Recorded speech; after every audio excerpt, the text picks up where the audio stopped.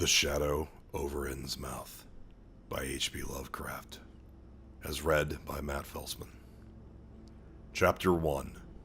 During the winter of 1927-28, officials of the federal government made a strange and secret investigation of certain conditions in the ancient Massachusetts seaport of Innsmouth. The public first learned of it in February, when a vast series of raids and arrests occurred, followed by the deliberate burning and dynamiting, under suitable precautions, of an enormous number of crumbling, worm-eaten, and supposedly empty houses along the abandoned waterfront.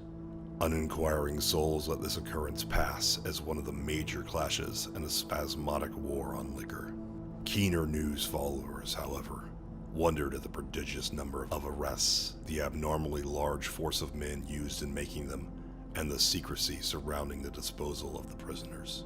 No trials or even definite charges were reported, nor were any of the captives seen thereafter in the regular jails of the nation. There were vague statements about disease in concentration camps, and later about dispersal in various naval and military prisons, but nothing positive ever developed. Innsmouth itself was left almost depopulated, and it is even now only beginning to show signs of a sluggishly revived existence. Complaints from many liberal organizations were met with long confidential discussions, and representatives were taken on trips to certain camps and prisons. As a result, these societies became surprisingly passive and reticent. Newspaper men were harder to manage, but seemed largely to cooperate with the government in the end. Only one paper, a tabloid always discounted because of its wild policy, mentioned the deep-diving submarine that discharged torpedoes downward in the marine abyss just beyond Devil Reef. That item, gathered by chance in a haunt of sailors, seemed indeed rather far-fetched, since the low, black reef lay a full mile and a half out from Innsmouth Harbor. People around the country and in the nearby towns muttered a great deal among themselves, but said very little to the outer world. They had talked about dying in half-deserted Innsmouth for nearly a century, and nothing new could be wilder or more hideous than what they had whispered and hinted at years before. Many things had taught them secretiveness, and there was no need to exert pressure on them. Besides, they really knew little, for wide salt marshes, desolate and unpeopled, kept neighbors off from Innsmouth on the landward side. But at last I am going to defy the ban on speech about this thing. Results, I am certain, are so thorough that no public harm save a shock of repulsion could ever accrue from a hinting of what was found by those horrified men at Innsmouth. Besides, what was found might possibly have more than one explanation. I do not know just how much of the whole tale has ever been told to me, and I have many reasons for not wishing to probe deeper. For my contact with this affair has been closer than that of any other layman, and I have carried away impressions which are yet to drive me to drastic measures. It was I who fled frantically out of Innsmouth in the early mornings of July 16, 1927, and whose frightened appeals for government inquiry and action brought on the whole reported episode. I was willing enough to stay mute while the affair was fresh and uncertain. But now that is an old story, with public interest and curiosity gone. I have an odd craving to whisper about those few frightful hours in that ill-rumored and evilly shadowed seaport of death and blasphemous abnormality. The mere telling helps me to restore confidence in my own faculties, to reassure myself that I was not the first to succumb to a contagious nightmare hallucination. It helps me, too, in making up my mind regarding a certain terrible step which lies ahead of me. I never heard of Innsmouth till the day before I saw it for the first, and so far, last time. I was celebrating my coming of age by a tour of New England, sightseeing, antiquarian, and genealogical, and had planned to go directly from ancient Newburyport to Arkham, whence my mother's family was derived. I had no car, but was traveling by train, trolley, and motor coach, always seeking the cheapest possible route. In Newburyport, they told me that the steam train was the thing to take to Arkham, and it was only at station ticket office when I demurred at the high fare that I learned about Innsmouth. The stout, shrewd-faced agent, whose speech showed him to be no local man, seemed sympathetic to my efforts at economy, and made a suggestion that none of my other informants had offered. "You could take that old bus, I suppose," he said with a certain hesitation, "but it ain't thought much of hereabouts. It goes through Innsmouth, and you may have heard about that. and so the people don't like it. Run by an Innsmouth fellow, Joe Sargent, but never gets any custom from here, or Arkham either, I guess. Wonder it keeps running at all. I suppose it's cheap enough, but I never see more than 2 or 3 people in it. Nobody but those Innsmouth folk. Leave the square, front of Hammond's drugstore, at 10 a.m. and 7 p.m., unless they've changed it lately. Looks like a terrible rattletrap. I've never been on it. That was the first I ever heard of shadowed Innsmouth. Any reference to a town not shown on common maps or listed in recent guidebooks would have interested me, and the agent's odd manner of illusion roused something like real curiosity. A town able to inspire such dislike in its neighbors, I thought, must be at least rather unusual and worthy of a tourist's attention. If it came before Arkham, I would stop off there and so ask the agent to tell me something about it. He was very deliberate and spoke with an air of feeling slightly superior to what he said. Innsmouth, well, it's a queer kind of town down at the mouth of the Menexit. Used to be almost a city, quite a port before the War of 1812, but all gone to pieces in the last 100 years or so. No railroad now. B&M never went through it, and the branch line from Rowley was given up years ago. More empty houses than there are people, I guess, and no business to speak of except fishing and lobstering. Everybody trades mostly here, or in Arkham, or Ipswich. Once they had quite a few mills, but nothing's left now except one gold refinery running on the leanest kind of part-time. That refinery, though, used to be a big thing. An old man Marsh who owns it must have been richer than Croesus. Queer old duck, though, and sticks mighty close in his home. He's supposed to have developed some skin disease or deformity late in life that makes him keep out of sight. Grandson of Captain Obed Marsh, who was founded in the business. His mother seems to have been some kind of foreigner. They say a Southside Islander. So everybody raised Cain when he married an Ipswich girl 50 years ago. They always do that about Innsmouth people. And folks here and hereabouts always try to cover up any Innsmouth blood they have in them. But Marsh's children and grandchildren look just like anyone else, far as I can see. I've had them pointed out to me here. Though, come to think of it, the elder children don't seem to be around lately. Never saw the old man. And why is everybody so down on Innsmouth? Well, young fellow, you mustn't take too much stock in what people here say. They're hard to get started, but once they do get started, they never let up. They've been telling things about Innsmouth, whispering them, mostly for the last 100 years. I guess, and I gather they're more scared than anything else. Some of the stories would make you laugh, about the old Captain Marsh driving bargains with the devil and bringing imps out of hell to live in Innsmouth, or about some kind of devil worship and awful sacrifices in some place near the wharves that the people stumbled on around 1845 or thereabouts. But I come from Panton, Vermont, and that kind of story don't go down with me. You ought to hear, though, what some of the old-timers tell about the Black Reef off the coast. Devil's Reef, they call it. It's well above water a good part of the time and never much below it, but at that you can hardly call it an island. The story is that there's a whole legion of devils seen sometimes on that reef, sprawled about, or darting in and out of some kind of cave near the top. It's a rugged, uneven thing, a good bit over a mile out, and toward the end of shipping days, sailors used to make big detours just to avoid it. That is, sailors that didn't hail from Innsmouth.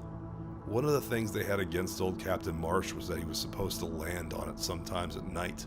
When the tide was right, maybe he did, for I dare say the rock formation was interesting, and it's just barely possible he was looking for pirate loot and maybe finding it.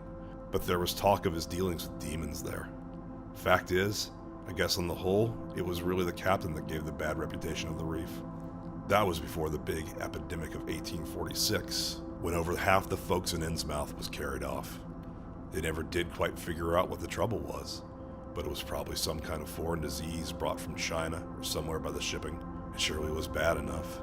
There were riots over it, and all sorts of ghastly doings that I don't believe ever got outside of town, and it left the place in awful shape. Never came back. There can't be more than 300 or 400 people living there now. But the real thing behind the way folks feel is simply race prejudice, and I don't say I'm blaming those that hold it.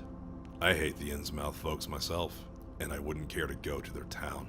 Suppose you know, though I can see you're a Westerner by your talk, what a lot of our New England ships used to have to do with queer ports in Africa, Asia, the South Seas, and everywhere else. and what queer kinds of people they sometimes brought back with them. You probably heard about the Salem men that came home with a Chinese wife, and maybe you know there's a bunch of Fiji Islanders somewhere around Cape Cod.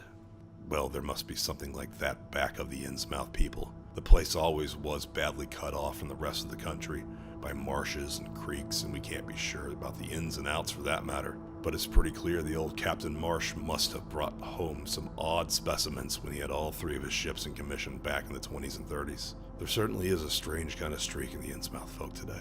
I don't know how to explain it, but it sort of makes you crawl. You'll notice a little in Sargent if you take his bus. Some of them have queer, narrow heads with flat noses and bulgy, starry eyes that never seem to shut. And their skin ain't quite right. Rough and scabby. And the sides of the necks are all shriveled or creased up. Get bald, too. Very young. The older fellows look the worst. Fact is, I don't believe I've ever seen a very old chap of that kind. Guess they must die of looking in the glass. Animals hate 'em. They used to have lots of horse trouble before the autos came in. Nobody around here or in Arkham or Ipswich will have anything to do with them.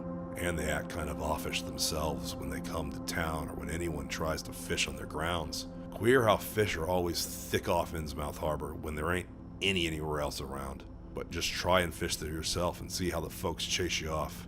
Those people used to come here on the railroad, walking and taking the train at Rowley after the branch was dropped. But now they use that bus.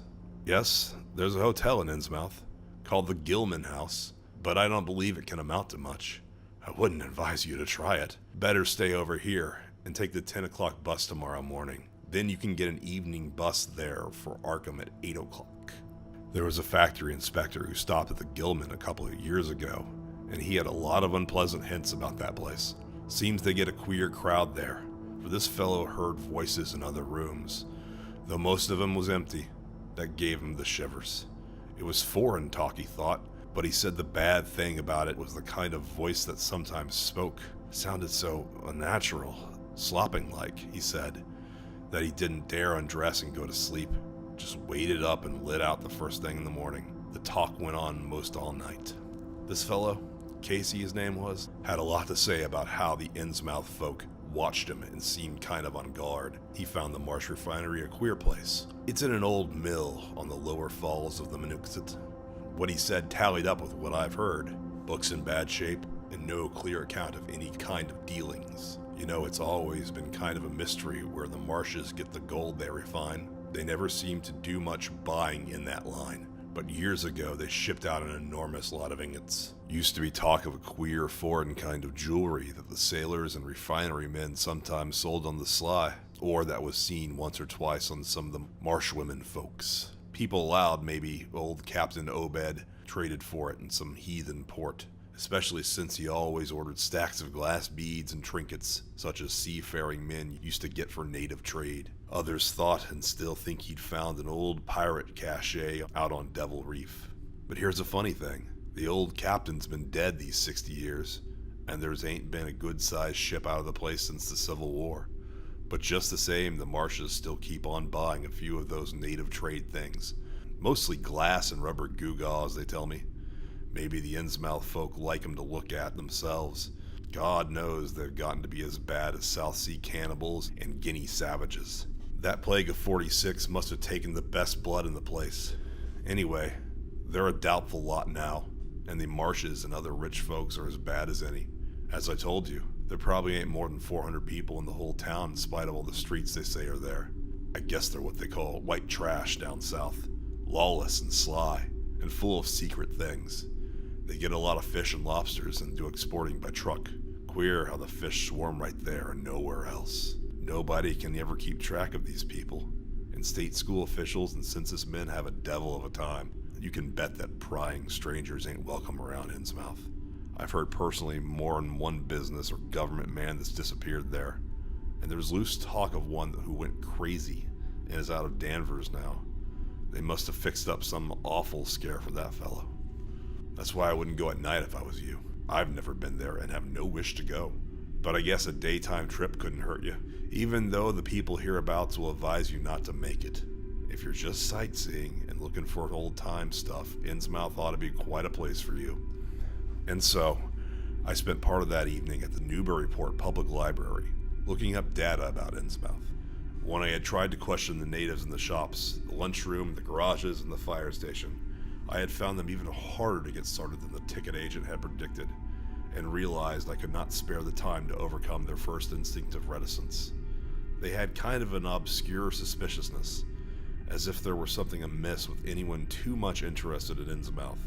At the YMCA, where I was stopping, the clerk merely discouraged my going to such a dismal, decadent place, and the people at the library showed as much the same attitude. Clearly, in the eyes of the educated, Innsmouth was merely an exaggerated case of civic degeneration.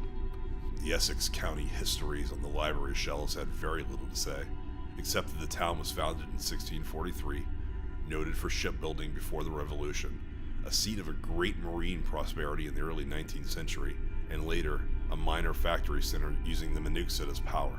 The epidemic and riots of 1846 were very sparsely treated, as if they formed a discredit to the county. References to decline were few, though the significance of the latter record was unmistakable. After the Civil War, all industrial life was confined to the Marsh Refining Company, and the marketing of gold ingots formed the only remaining bit of major commerce, aside from the eternal fishing. That fishing paid less and less as the price of the commodity fell, and large-scale corporations offered competition. But there was never a dearth of fish around Innsmouth Harbor. Foreigners seldom settled there, and there was some discreetly veiled evidence that a number of Poles and Portuguese who had tried it had been scattered in a peculiarly drastic fashion. Most interesting of all was a glancing reference to the strange jewelry vaguely associated with Innsmouth. It had evidently impressed the whole countryside more than a little, for mention was made of specimens in the Museum of Miskatonic University at Arkham, and in the display room of the Newburyport Historical Society. The fragmentary descriptions of these things were bald and prosaic, but they hinted to me an undercurrent of persistent strangeness. Something about them seemed so odd and provocative that I could not put them out of my mind. And despite the relative lateness of the hour, I resolved to see the same local sample, said to be a large, queerly proportioned thing, evidently meant for a tiara, if it could possibly be arranged. The librarian gave me a note of introduction to the curator of the society, a Miss Anna Tilton, who lived nearby, and after a brief explanation, that ancient gentlewoman was kind enough to pilot me into the closed building, since the hour was not outrageously late. The collection was a notable one indeed, but in my present mood I had eyes for nothing but the bizarre object which glistened in a corner cupboard under the electric lights. It took no excessive sensitiveness to beauty to make me literally gasp at the strange, unearthly splendor of the alien, opulent fantasy that rested there on a purple velvet cushion. Even now, I could hardly describe what I saw, though it was clearly enough a sort of tiara, as the description had said. It was tall in front, and with a large and curiously irregular periphery, as if designed for a head of almost freakishly elliptical outline. The material seemed to be predominantly gold, though a weird, lighter lustrousness hinted at some strange alloy with an equally beautiful and scarcely identifiable metal. Its condition was almost perfect, and one could have spent hours in studying the striking and puzzling untraditional designs, some simply geometrical and some plainly marine, chased or molded in high relief on its surface with a craftsmanship of incredible skill and grace. The longer I looked, the more the thing fascinated me. And in this fascination, there was a curiously disturbing element, hardly to be classified or accounted for. At first, I decided that it was the queer, otherworldly quality of the art which made me uneasy. All other art objects I had ever seen either belonged to some known racial or national stream, or else were consciously modernistic defiances of every recognized stream. This tiara was neither. It clearly belonged to some settled technique of infinite maturity and perfection, yet that technique was utterly remote from any Eastern or Western, ancient or modern, which I had ever heard of or seen exemplified. It was as if the workmanship were that of another planet. However, I soon saw that my uneasiness had a second, and perhaps equally potent source, residing in the pictorial and mathematical suggestion of the strange designs. These patterns all hinted of remote secrets, in unimaginable abysses in time and space, and the monotonously aquatic nature of these reliefs became almost sinister. Among these reliefs were fabulous monsters of abhorrent grotesqueness and malignity, half ichthyaic and half batrachian in suggestion, which one could not disassociate from a certain haunting and uncomfortable sense of pseudo-memory, as if they called up some image from deep cells and tissues. Her retentive functions are wholly primal and awesomely ancestral. At times, I fancied that every contour of these blasphemous fish frogs was overflowing with the ultimate quintessence of unknown and inhuman evil. In odd contrast to the tiara's aspect was its brief and prosy history as related by Miss Tilton. It had been pawned for a ridiculous sum at a shop in State Street in 1873 by a drunken Innsmouth man, shortly afterwards killed in a brawl. The society had acquired it directly from the pawnbroker, and at once giving it a display worthy of its quality. It was labeled as a probable East Indian or Indo-Chinese provenance, though the attribution was frankly tentative. Miss Tilton, comparing all possible hypotheses regarding its origin and its presence in New England, was inclined to believe that it formed part of some exotic pirate horde discovered by old Captain Obed Marsh. This view was surely not weakened by the insistent offers of purchase at a high price, which the Marshes began to make as soon as they knew of its presence, all of which they repeated to this day, despite the society's unvarying determination not to sell. As the good lady showed me out of the building, she made it clear that the pirate theory of the Marsh fortune was a popular one among the intelligent people of the region. Her own attitude toward shadowed Innsmouth, which she had never seen, was one of disgust at a community slipping far down the cultural scale, and she assured me that the rumors of the devil worship were partly justified by a peculiar secret cult which had gained force there and engulfed all the Orthodox churches. It was called, she said, the Esoteric Order of Dagon, and was undoubtedly a debased, quasi-pagan thing imported from the East a century before, at a time when the Innsmouth fishery seemed to be going barren. Its persistence among a simple people was quite natural in view of the sudden and permanent return of abundantly fine fishing, and it soon came to be the greatest influence in the town, replacing Freemasonry altogether and taking up headquarters in the old Masonic Hall on New Church Green. All this, to the pious Miss Tilton, formed an excellent reason for shunning the ancient town of decay and desolation, but to me, it was merely a fresh incentive. To my architectural and historical anticipation was now added an acute anthropological zeal, and I could scarcely sleep in my small room at the Y as the night wore away. Chapter 2. Shortly before 10 the next morning, I stood with one small valise in front of Hammond's drugstore in Old Market Square, waiting for the Innsmouth bus. As the hour for its arrival drew near, I noticed a general drift of the loungers to the other places up the street, or to the ideal lunch across the square. Evidently, the ticket agent had not exaggerated the dislike to which local people bore towards Innsmouth and its denizens. In a few moments, a small motor coach of extreme decrepitude and dirty gray color rattled down State Street, made a turn, and drew up at the curb beside me. I felt immediately that it was the right one. A guess with the half-illegible sign on the windshield, Arkham Innsmouth Newport, soon verified. There were only 3 passengers, dark, unkempt men of sullen visage and somewhat youthful cast, and when the vehicle stopped, they clumsily shambled out and began walking up State Street in a silent, almost furtive fashion. The driver also alighted, and I watched him as he went into the drugstore to make some purchase. This, I reflected, must be the Joe Sargent mentioned by the ticket agent, and even before I noticed any details, there spread over me a wave of spontaneous aversion, which could neither be checked nor explained. It suddenly struck me as very natural that the local people should not wish to ride on a bus owned and driven by this man, or to visit any oftener than possible the habitat of such a man and his kinsfolk. When the driver came out of the store, I looked at him more carefully and tried to determine the source of my evil impression. He was a thin, stoop-shouldered man, not much under 6 feet tall, dressed in shabby blue civilian clothes and wearing a frayed golf cap. His age was perhaps 35, but the odd, deep creases in the sides of his neck made him seem older when one did not study his dull, expressionless face. He had a narrow head, bulging, watery blue eyes that never seemed to wink, a flat nose, a receding forehead and chin, and singularly undeveloped ears.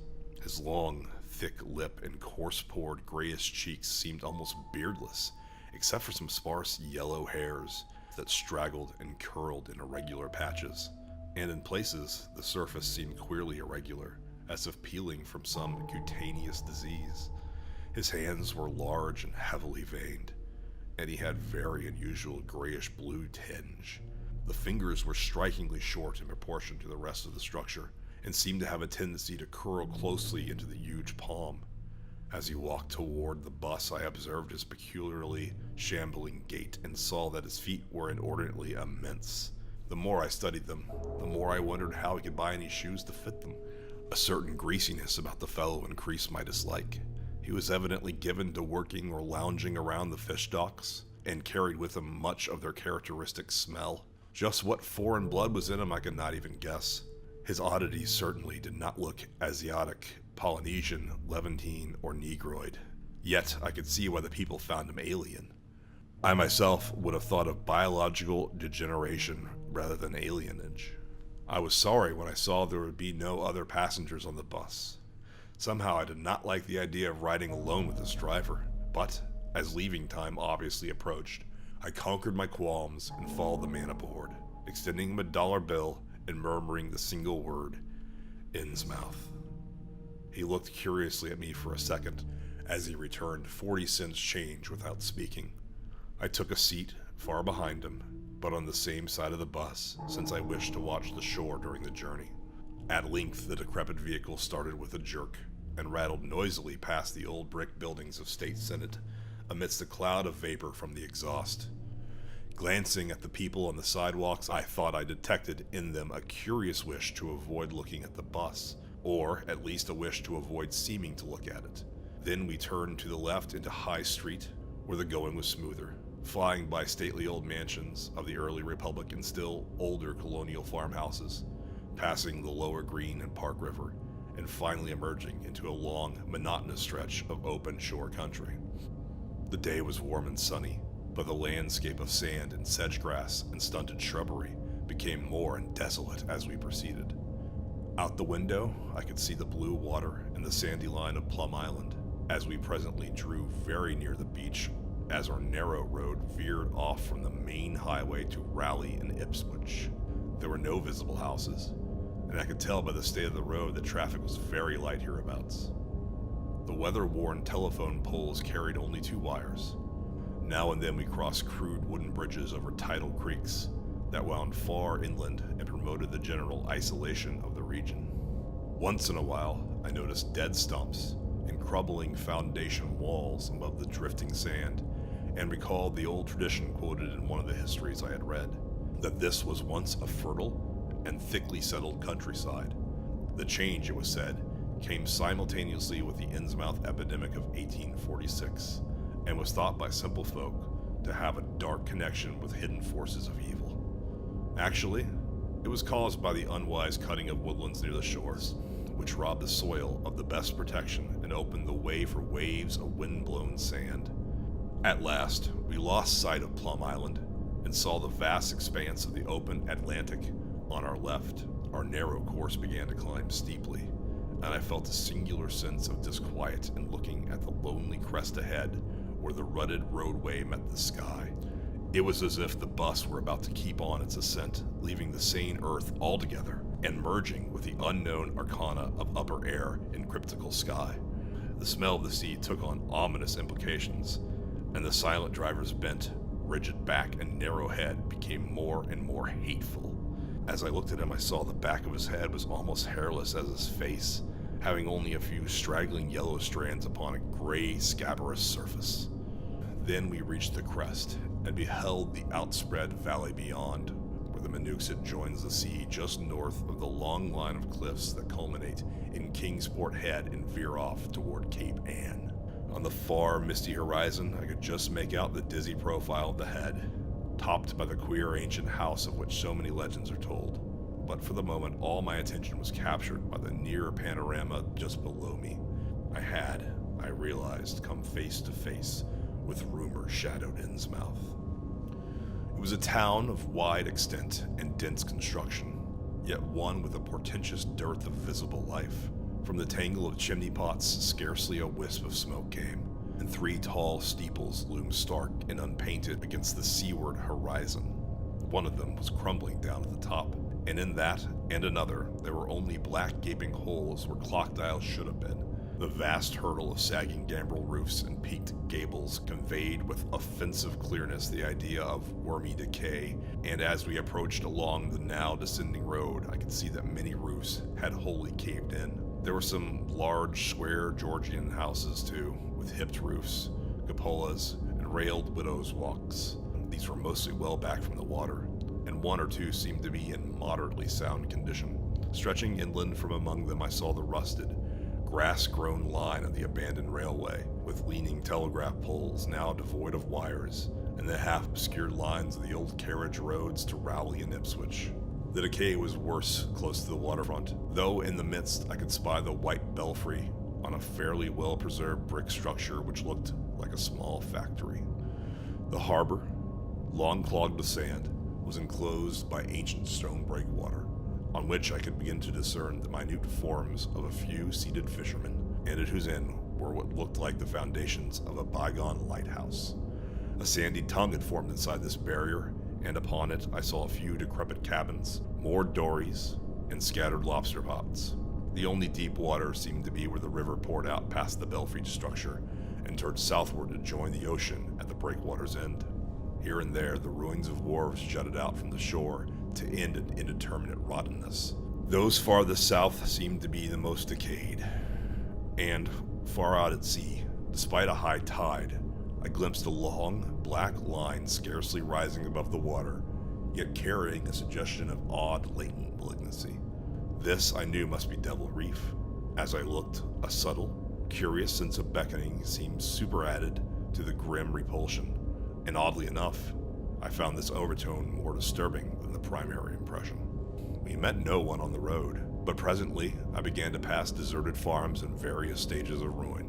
Then I noticed a few inhabited houses with rags stuffed in the broken windows, and shells and dead fish lying about the littered yards. Once or twice I saw listless-looking people working in barren gardens or digging clams on the fishy-smelling beach below, and groups of dirty, simian-visaged children playing around weed-grown doorsteps. Somehow, these people seemed more disquieting than the dismal buildings, for almost every one had certain peculiarities of the face and motions which I instinctively disliked without being able to define or comprehend them. For a second I thought this typical physique suggested some picture I had seen, perhaps in a book, under circumstances of particular horror or melancholy, but this pseudo-recollection passed very quickly. As the bus reached a lower level, I began to catch a steady note of a waterfall through the unnatural stillness. The leaning, unpainted houses grew thicker, lined both sides of the road, and displayed more urban tendencies than did those we were leaving behind. The panorama ahead had contracted to a street scene, and in spots I could see where a cobblestone pavement and stretches of brick sidewalk had formerly existed. All the houses were apparently deserted, and there were occasional gaps where tumble-down chimneys and cellar walls told of buildings that had collapsed. Pervading everything was the most nauseous, fishy odor imaginable. Soon, cross streets and junctions began to appear, those on the left leading toward shoreward realms of unpaved squalor and decay, while those on the right showed vistas of departed grandeur. So far, I had seen no people in the town, but there now came signs of a sparse habitation, curtained windows here and there, and an occasional battered motor car at the curb. Pavement and sidewalks were increasingly well defined, though most of the houses were quite old, wood and brick structures of the early 19th century. They were obviously kept fit for habitation. As an amateur antiquarian, I almost lost my olfactory disgust and my feeling of menace and repulsion amidst this rich, unaltered survival from the past. But I was not to reach my destination without one very strong impression of poignantly disagreeable quality. The bus had come to a sort of open concourse, or radial point, with churches on two sides and the bedraggled remains of a circular green in the center, and I was looking at the large pillared hall on the right-hand junction ahead. The structure, once painted white, was now gray and peeling, and the black and gold sign on the pediment was so faded that I could only with difficulty make out the words, Esoteric Order of Dagon. This, then, was the former Masonic Hall, now given over to a degraded cult. As I strained to decipher this inscription, my notice was distracted by the raucous tones of a cracked bell across the street, and I quickly turned to look out the window on my side of the coach. The sound came from a squat stone church of manifestly later date than most of the houses, built in a clumsy Gothic fashion and having a disproportionately high basement with shuttered windows. Though the hands of its clock were missing on the side I glimpsed, I knew that those hoarse strokes were tolling the hour of 11. Then suddenly, all thoughts of time were blotted out by an onrushing image of sharp intensity and unaccountable horror which had seized me before I knew what it really was. The door of the church basement was open, revealing a rectangle of blackness inside, and as I looked, a certain object crossed or seemed to cross that dark rectangle, burning into my brain a momentary conception of nightmare, which was all the more maddening because analysis could not show a single nightmarish quality in it. It was a living object, the first except the driver that I had seen since entering the compact part of the town, and had I been in a steadier mood, I would have found nothing whatever of terror in it. Clearly, as I realized a moment later, it was the pastor, clad in some peculiar vestments doubtless introduced since the Order of Dagon had modified the ritual of local churches. The thing which had probably caught my first subconscious glance and supplied the touch of bizarre horror was the tall tiara he wore, an almost exact duplicate of the one Miss Tolton had shown me the previous evening. This, acting on my imagination, had supplied namelessly sinister qualities to the indeterminate face and robed, shambling form beneath it. There was not, I soon decided, any reason why I should have felt the shuddering touch of evil pseudo-memory. Was it not natural that a local mystery cult should adopt among its regimentals an unique type of headdress made familiar to the community in some strange way, perhaps as treasure trove? A very thin sprinkling of repellent-looking youngish people now became visible on the sidewalks. Lone individuals and silent knots of 2 or 3. The lower floors of the crumbling houses sometimes harbored small shops with dingy signs, and I noticed a parked truck or two as we rattled along. The sound of waterfalls became more and more distinct, and presently I saw a fairly deep river gorge ahead, spanned by a wide, iron-railed highway bridge, and beyond which a large square opened out. As we clanked over the bridge, I looked out on both sides and observed some factory buildings on the edge of the grassy bluff or partway down. The waterfall below was very abundant, and I could see 2 vigorous sets of falls upstream on my right, and at least 1 downstream on my left. From this point, the noise was quite deafening. Then we rolled into the large, semicircular square across the river and drew up on the right-hand side in front of a tall, cupola-crowned building with remnants of yellow paint and with a half-effaced sign proclaiming it to be the Gilman House. I was glad to get out of that bus, and at once proceeded to check my valise in the shabby hotel lobby. There was only one person in sight, an elderly man without what I had come to call the Innsmouth look, and I decided not to ask him any of the questions which bothered me, remembering that odd things had been noticed in this hotel. Instead, I strolled out on the square, from which the bus had already gone, and studied the scene minutely and appraisingly. One side of the cobblestone open space was the straight line of the river. The other was a semicircle of slant-roofed brick buildings of about the 1800 period, from which several streets radiated away to the southeast, south, and southwest. Lamps were depressingly few and small, all low-powered incandescents, and I was glad that my plans called for departure before dark, even though I knew the moon would be bright. The buildings were all in fair condition, and included perhaps a dozen shops in current operation, of which one was a grocery of the First National chain, others a dismal restaurant, a drugstore, and a wholesale fish dealer's office, and still another, at the eastward extremity of the square near the river, an office of the town's only industry, the Marsh Refining Company. There were perhaps 10 people visible, and 4 or 5 automobiles and motor trucks stood scattered about. I did not need to be told that this was the civic center of Innsmouth. Eastward, I could catch blue glimpses of the harbor, again which rose the decaying remains of 3 once beautiful Georgian steeples. And toward the shore, on the opposite bank of the river, I saw the white belfry surmounting what I took to be the Marsh Refinery. For some reason or other, I chose to make my first inquiries at the chain grocery, whose personnel was not likely to be native to Innsmouth. I found a solitary boy of about 17 in charge, and he was pleased to note the brightness and affability which promised cheerful information. He seemed exceptionally eager to talk, and I soon gathered that he did not like the place, its fishy smell, or its furtive people. A word with any outsider was a relief to him. He hailed from Arkham, boarded with a family who came from Ipswich, and went back to whenever he got a moment off.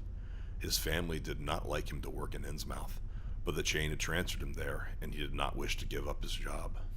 There was, he said, no public library or chamber of commerce in Innsmouth, but I could probably find my way about.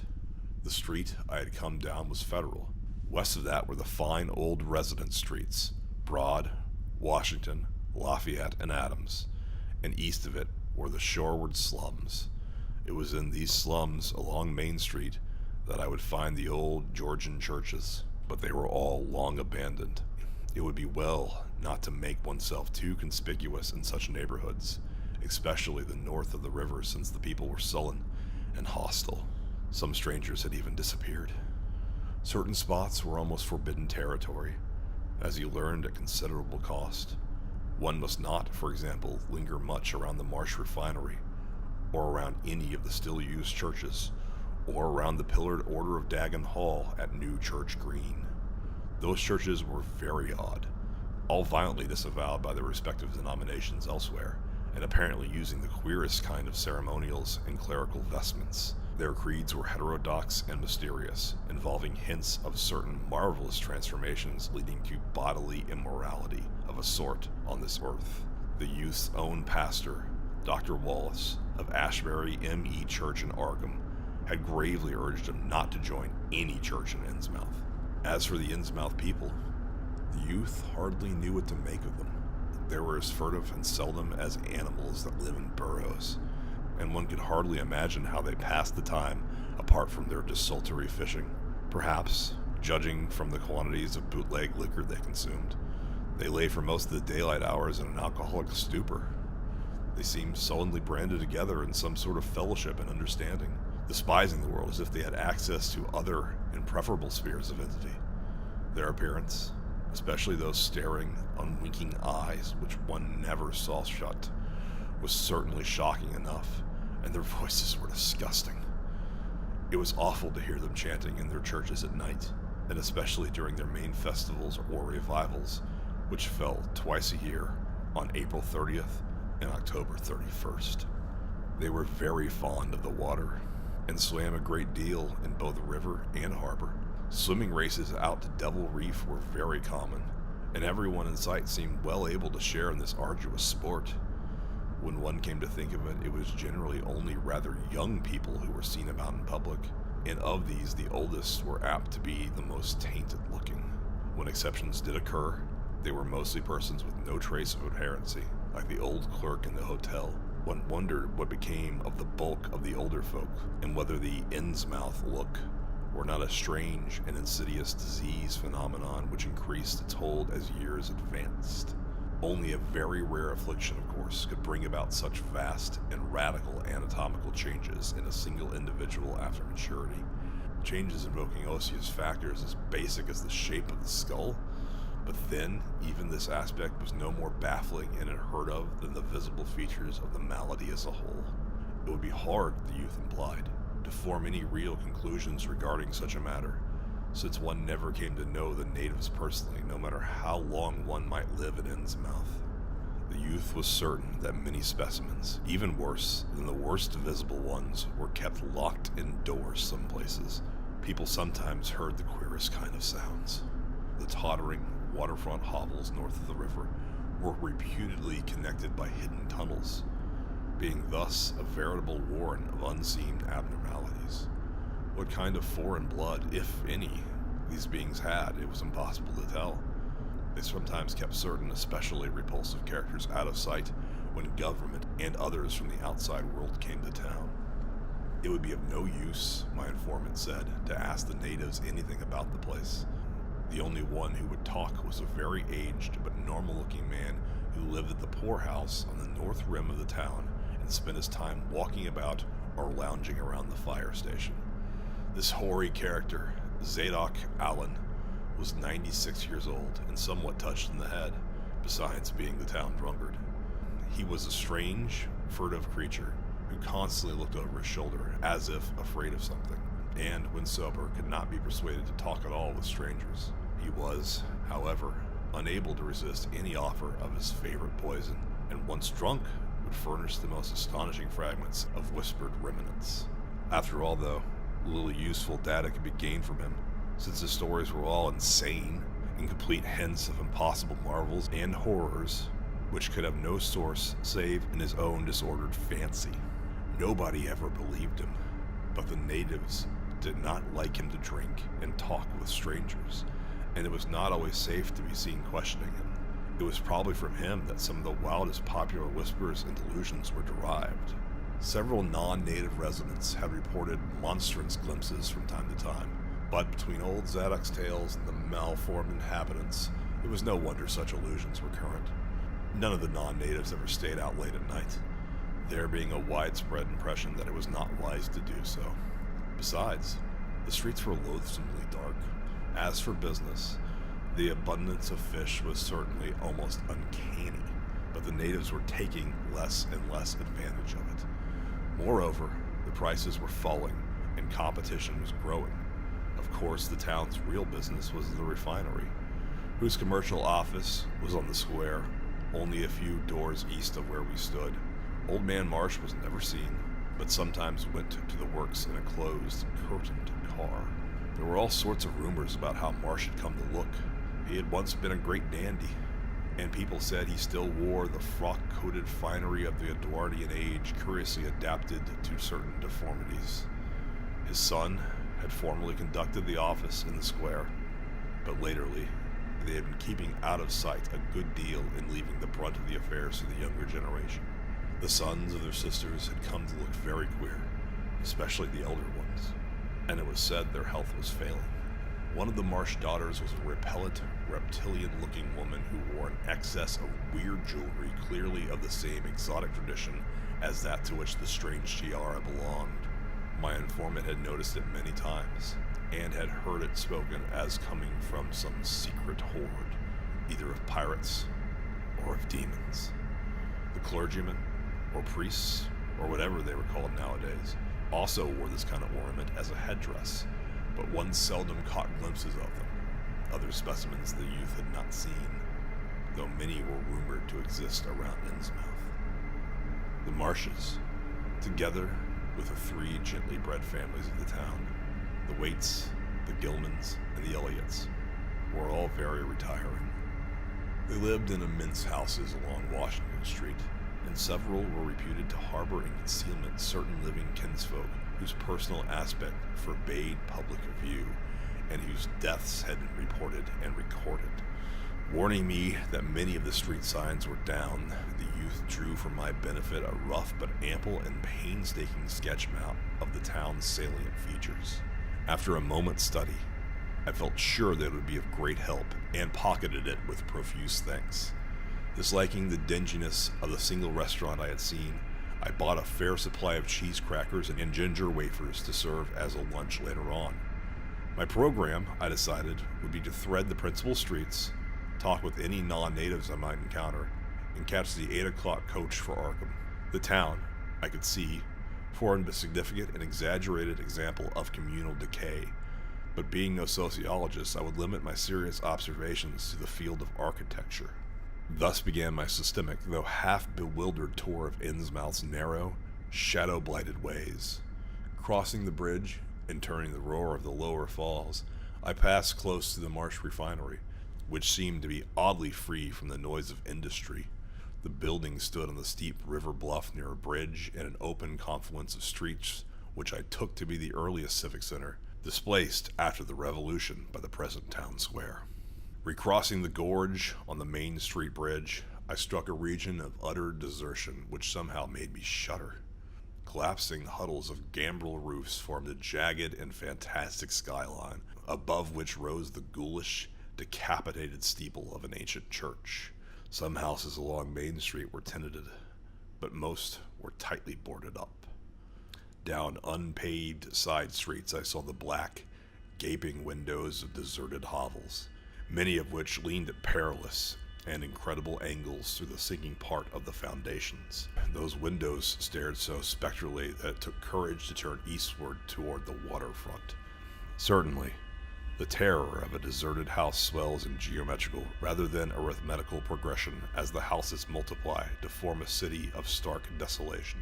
The sight of such endless avenues of fishy-eyed vacancy and death, and the thought of such linked infinities of black, brooding compartments given over to cobwebs and memories and the conqueror worm, start up vestigial fears and aversions that not even the stoutest philosophy can disperse. Fish Street was as deserted as Maine, though it differed in having many brick and stone warehouses still in excellent shape. Water Street was almost its duplicate, save that there were great seaward gaps where wharves had been.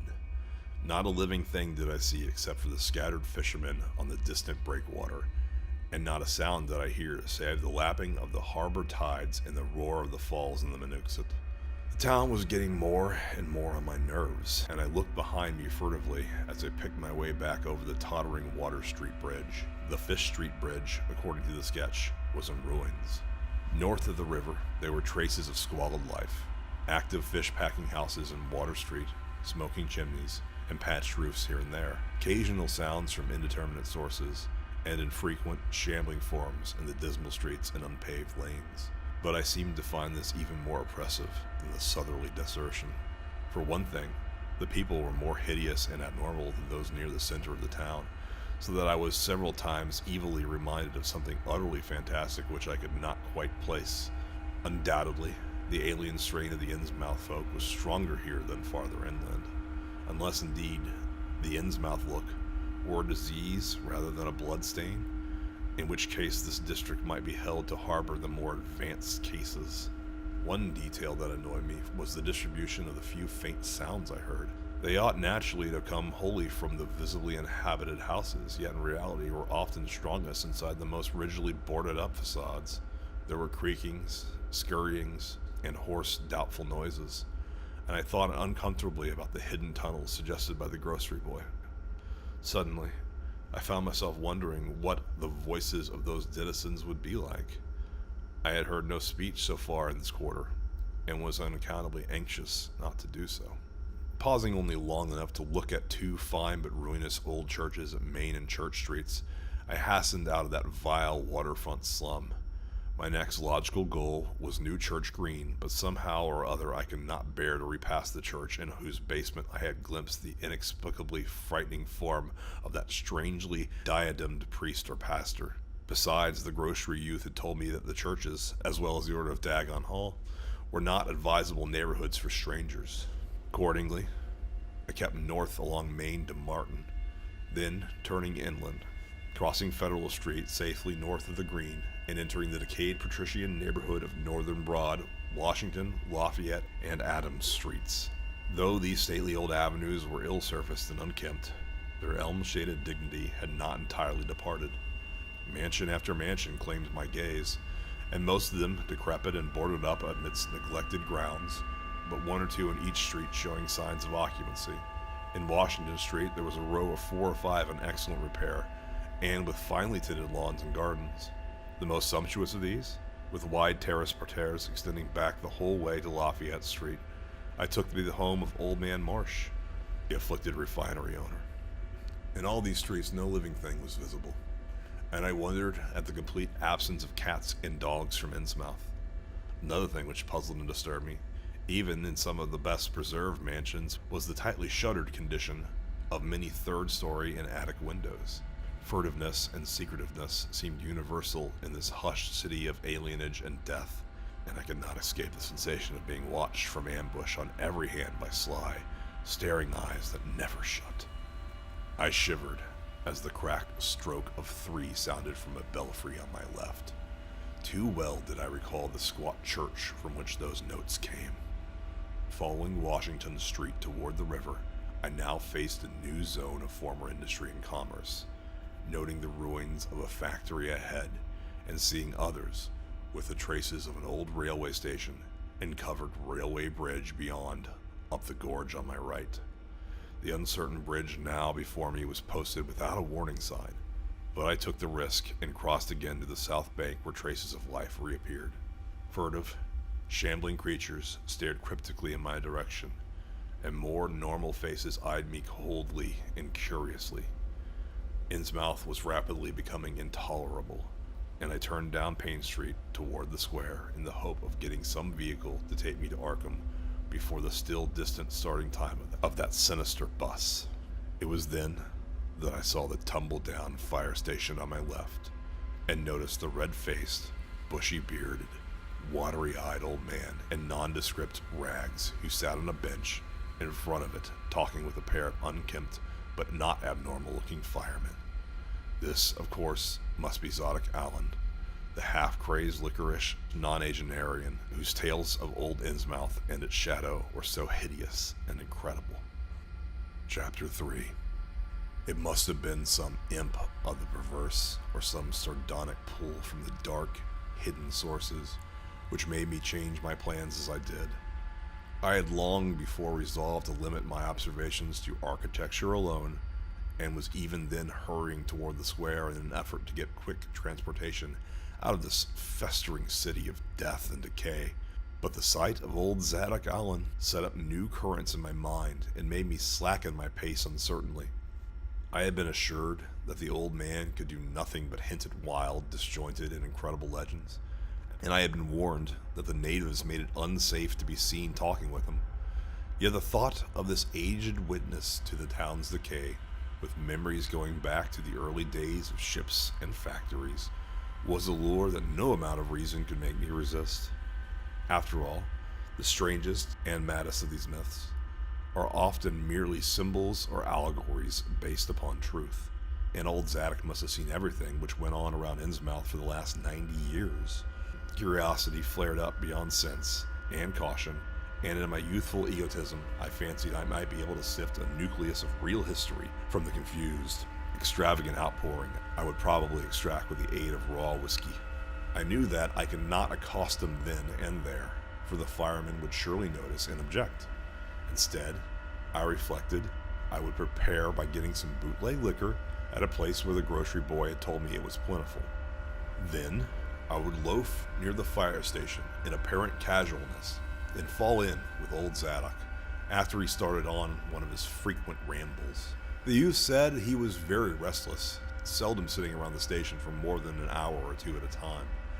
A quart bottle of whiskey was easily, though not cheaply, obtained in the rear of a dingy variety store just off the square in Elliott Street.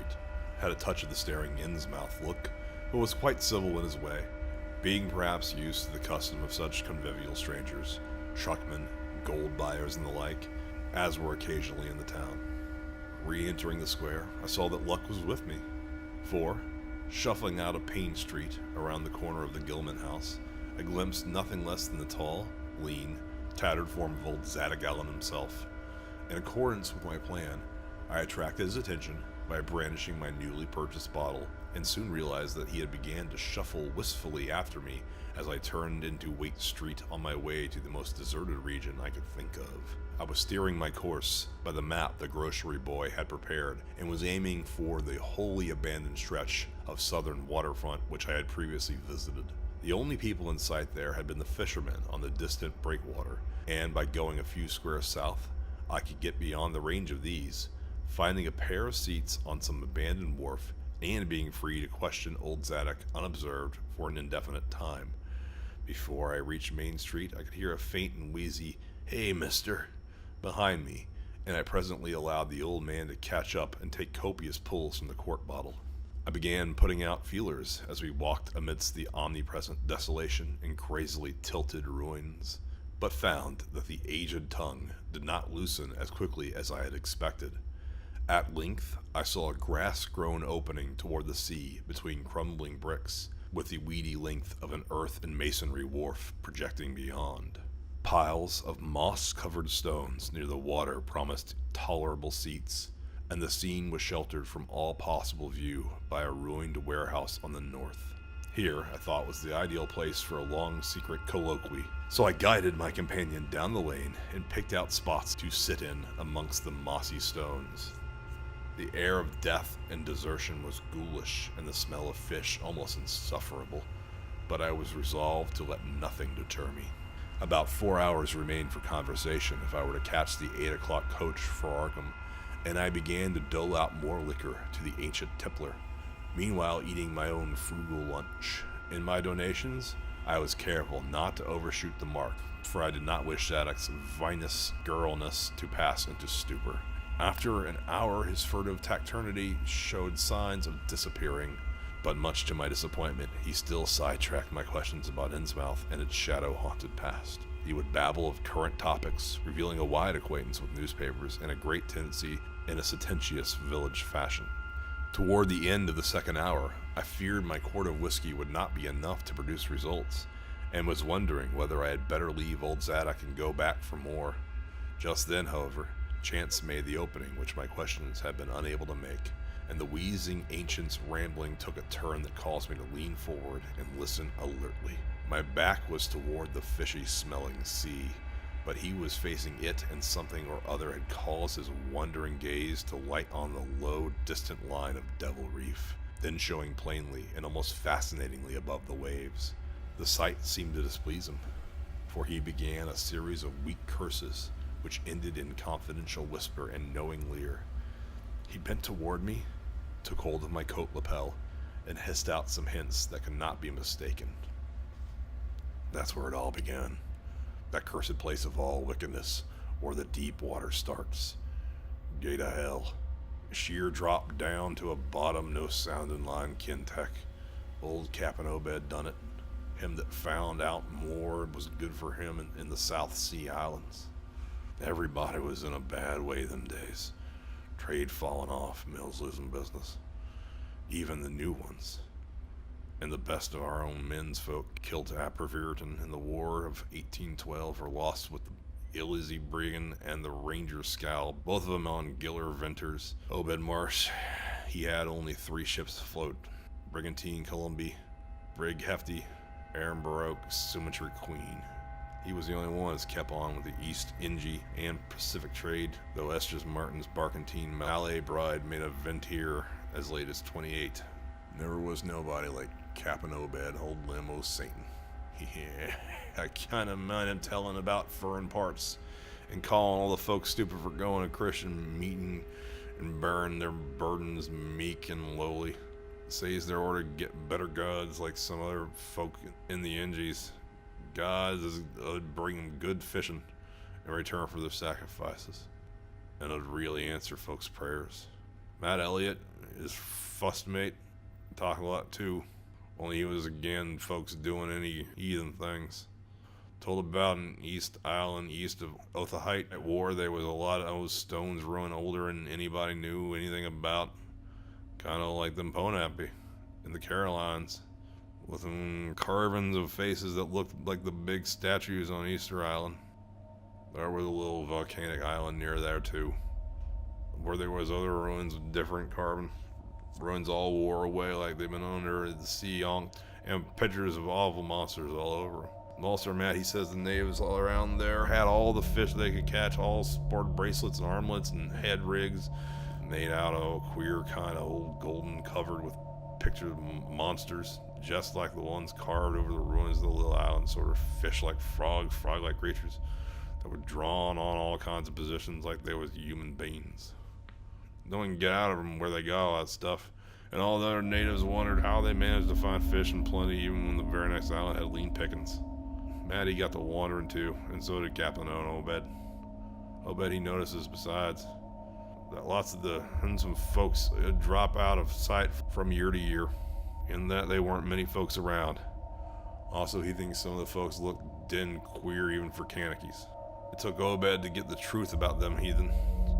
I don't know how he'd done it, but begun by trading for the gold-like things they wear, asked them where they come from, and if they could get more, and finally wormed the story about the old chief Wallacay, they called him. Nobody but Obed ever believed the old yeller devil, but the captain could read folks like they was books. Nobody ever believes me now when I tell them, and I don't suppose you will, young feller. They'll come to look at you. You kinda got them sharp reading eyes like Obed had. The old man's whispers grew fainter. and I found myself shuddering at the terrible and sincere portentousness of his invitation, even though I knew his tale could be nothing but a drunken fantasy. Well, sir, Obed, he larked that there's things on this earth most folks never even heard about and wouldn't believe they did here.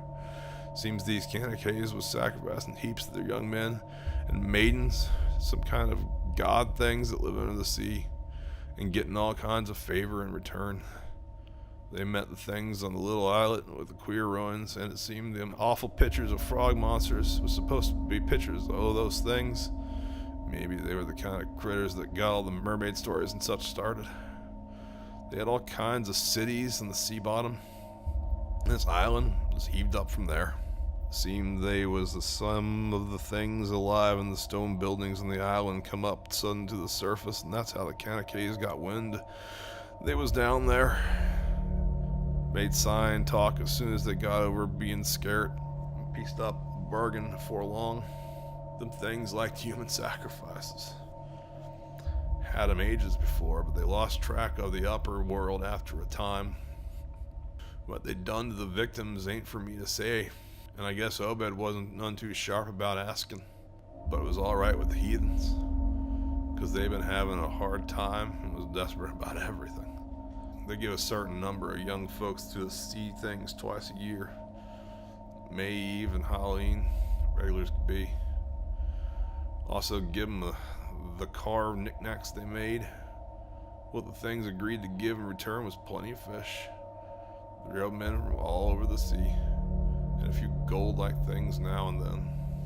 Well, as I says, the natives met these things in the little volcanic islet, going there in canoes, the sacrifices, etc., bringing back any of the gold-like jewels as were coming to them. And the fuss of things never didn't go on the main island. Matter of time, they come they who want to. Seems they be hankering out or mixing with these folks, and having gent ceremonies on the big days, May Eve and Halloween. You see, they was able to live both in and out about the water, what they call amphibians, I guess. Kanakas told them is how folks from the other islands might want to wipe them out. They got wind of their being there. They says they don't care much, because they could wipe out the whole brood of humans if they was willing to bother. That is, any as didn't be.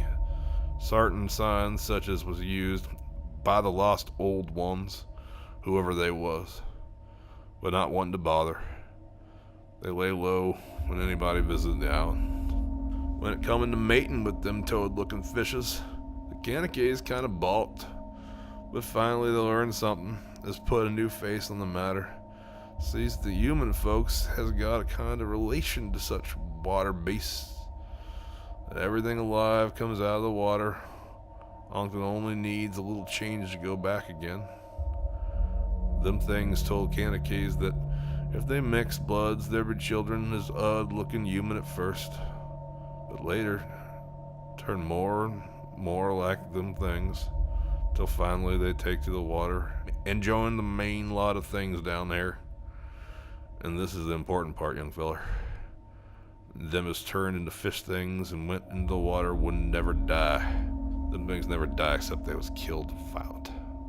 Well, sir, seems by the time Obed knew them islanders was all full of fish blood from them deep water things.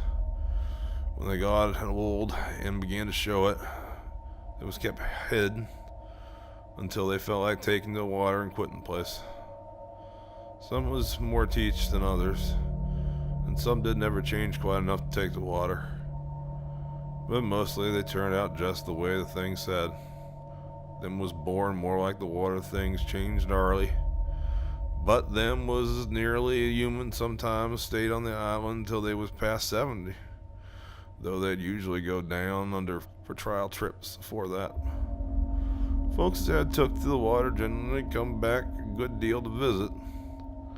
So as a man, I'd often be talking to his own 5 times great-grandfather who left the dry land a couple hundred years or so afore. Everybody got about the idea of dying. Except in canoe wars with the other islanders and the sacrifices to the sea gods down below.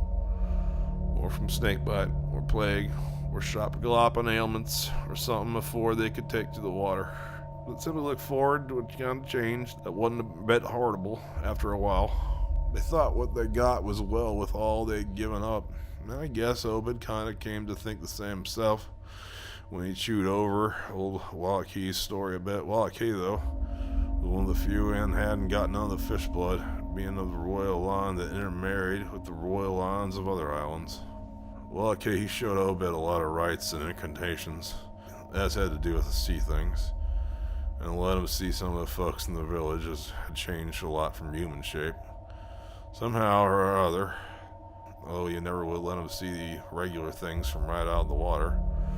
In the end, he gave him a funny kind of thingamajig, made out of lead or something, that he said I'd bring up the fish things from any place in the water where there might be a nest of them. The idea was to drop it down with the right kind of prayers and such, while allowed as these things were scattered all over the world. So anybody as a look about could find a nest in them and bring them up if they was wanted. Matty didn't like this business at all, and wanted Obed Shud kind of keep away from the island. But the captain was sharp for gain, and found he could get them gold-like things so cheap, it'd pay him to make a specialty for them. Things went on that way for years, and Obed got enough of that gold stuff to make him start the refinery in Waite's old run-down filling mill. He didn't sell the pieces like they was, for folks ought to be all the time asking questions. All the same as crews had got the piece and disposed of it now and then, even they was swore to keep quiet. And he let his women's folks wear some of the pieces, as was more human-like than most. Well, come about 38, when I was 7 years old, Obed found the island people all wiped out between voyages. Seemed the other islanders had gotten wind of what was going on, and took matters in their own hands. Suppose they must have had, after all. Them old magic signs, as the sea things says, was the only things they was afraid of.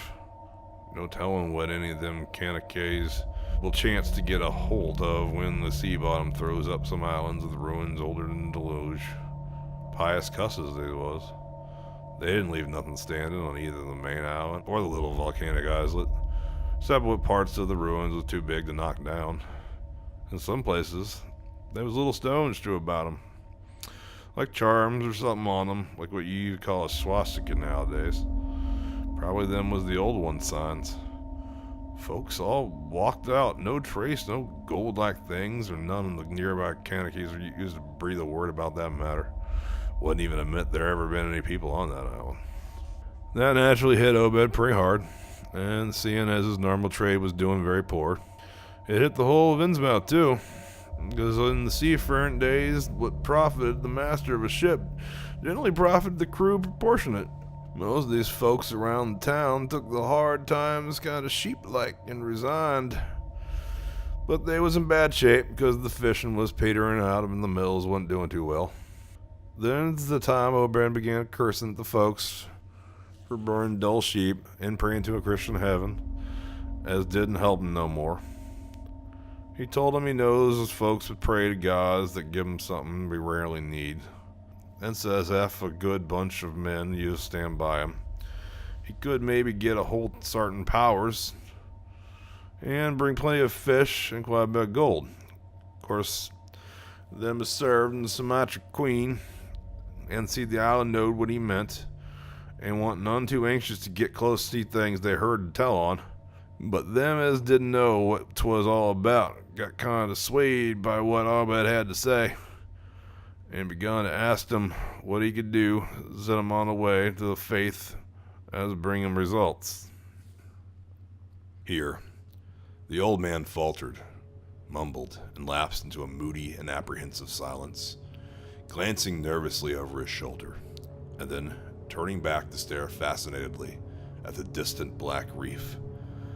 When I spoke to him, he did not answer, so I knew I would have to let him finish the bottle. The insane yarn I was hearing interested me profoundly, for I fancied there was contained within it a sort of crude allegory based on the strangeness of Innsmouth, and elaborated by an imagination at once creative and full of scraps of exotic legend. Not for a moment did I believe that the tale had any real substantial foundation, But, nonetheless, the account held a hint of genuine terror, if only because it brought in references to strange jewels, clearly akin to the malign tiara I had seen at Newburyport. Perhaps the ornaments had, after all, come from some strange island, and perhaps the wild stories were lies of the bygone Obed himself, rather than of this antique toper. I handed Zadok the bottle, and he drained to the last drop. I was curious how he could stand so much whiskey, for not even a trace of thickness had come into his high, wheezy voice. He licked the nose of the bottle and slipped it into his pocket, and then began to nod and whisper softly to himself. I bent close to catch any articulate words he might utter, and though I saw a sardonic smile behind the stained, bushy whiskers, yes, he was really forming words, and I could grasp a fair proportion to them. Poor Matt. He was always again it. Tried to line up the folks on his side. I had long talks with the preachers. No use. They run the congregational parson about town, and the Methodist feller quit. Never did see Resolve Babcock, Baptist parson again. Wrath of Jehovah. I was a mighty little critter. But I heard what I heard, and seen what I seen. Dagon and Astoreth, Belial and Beelzebub, golden calf and the idols of Canaan and the Philistine, Babylonish abominations, mean Tekel Upsharon. He stopped again, and from the look in his watery blue eyes, I feared he was close to a stupor after all. But when I gently shook his shoulder, he turned on me with an astonishing alertness and snapped out some more obscure phrases. Don't believe me, eh? Then just tell me, feller. Like Captain Obed and 20-odd other folks used to row about Devil Reef in the dead of night and chant things so loud you hear 'em all over town when the wind was right. Tell me that, eh? And tell me why Obed was always dropping the heavy things down deep into the water to the other side of the reef where the bottom shoots down like a cliff lower than your kin sound. Tell me what he'd done with that funny-shaped lead thing bejiggers the wall cake gave him. Hey, boy. And what did they all howl on May Eve, and again next Halloween? And why the new church person fellers that used to be sailors wear them queer robes and cover themselves with gold-like things Obed brung, huh? The watery blue eyes, almost savage and maniacal now, and the white beard bristled electrically. Old Zadok probably saw me shrink back, for he began to cackle evilly. Beginning to see, eh? Maybe you'd like to be in me them days when I see things at night and about and see from the cupola top of my house. Oh, I can tell you. Little pictures have big ears. I wasn't missing nothing. What was the gossip about Captain Obed and the folks about through the reef? How about the night I took my polished ship glass up to the cupola and see the reef a bristling thick with the shapes that dove off quick soon's the moon res. Obed and the folks was in a dory, but them shapes dove off the far side of the deep water and never come up. How'd you like to be a little shaver alone up in a cupola watching shapes, wasn't human shapes? The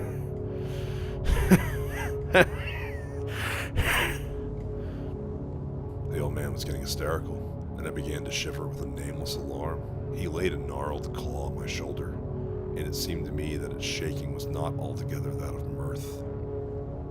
Suppose one night you seed something heavy heaved off Obed's dory beyond the reef, and then learned next day a young feller was missing from home. Eh? Did anybody ever see, hide, or hair Hiram Gilman again?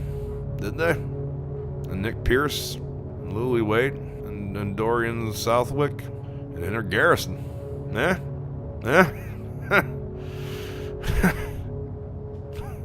Shapes talking sign language with their hands. Them as had real hands. Well, sir, that was the time Obed began to get on his feet again. Folks see his 3 daughters wearing gold-like things, as nobody ain't seen on them before, and smoke stared coming about the refinery chimney. Other folks was prospering too. Fish began to swarm into the harbor, fit to kill 'em all, and heaven knows what cargoes we begun to ship about Newburyport, Arkham, and Boston. 'Twas then Obed got the old branch railroad put through. Some Kingsport fishermen heard all about the catch and come up in sloops. They was all lost. We never seen them again. And just then, our folks organized the esoteric old Dagon and bought Masonic Hall off in Cavalry Commandery for it. Matt Elliott was a Mason and aged in the selling, but he dropped out about sight just then. Remember, I ain't saying Obed was selling heaven things just like they was on the Kanakee Isle. I don't think he aimed at first to do no mixing, or raise no young'uns, take the water and turn to fishes with eternal life. He wanted to give 'em gold things, and was willing to pay heavy, and I guess the others were satisfied for a while. Come in 46, town done look something of thinking for itself. Too many folks missing. Too much wild preaching at meeting on Sunday. Too much talk about that reef. I guess I'd done a bit by telling Selectman Murray what I see from the Cthulhu. There was a party one night, this followed Obed's crowd about to the reef, and I heard shots betwixt the dories. Next day, Obed, 32 others, was in jail, with everybody wondering just what was afoot, and just what charge against him had got him to the Holt. God, if anybody looked ahead, a couple weeks later, when nothing had been thrown into the sea for that long. Zadok was showing signs of fright and exhaustion, and I let him keep silence for a while, though glancing apprehensively at my watch. The tide had turned and was coming in now, and the sounds of the waves seemed to arouse him. I was glad of that tide, for at high water the fishy smell might not be so bad. Again, I strained to catch his whispers. That awful night, I seed 'em. I was up in the Cthulhu. Hordes of 'em. Swarms of 'em. All over the reef and swimming up the harbor in the Menix. God, what happened in the streets of Innsmouth that night? They rattled our door, but Pa wouldn't open. Then he clumbed about the kitchen window with his musket to find Selectman Murray and see what he could do. Mounds of dead and the dying. Shots and screams. Shouting Old Square and Town Square and New Church Green, jail thrown open, proclamation, treason. Called it the plague when folks come in and found half her people missing. Nobody left but them to join in with Obed and them things, or else keep quiet. Never heard of my pa no more. The old man was panting and perspiring profusely. His grip on my shoulder tightened. Everything cleared up in the morning. There was traces.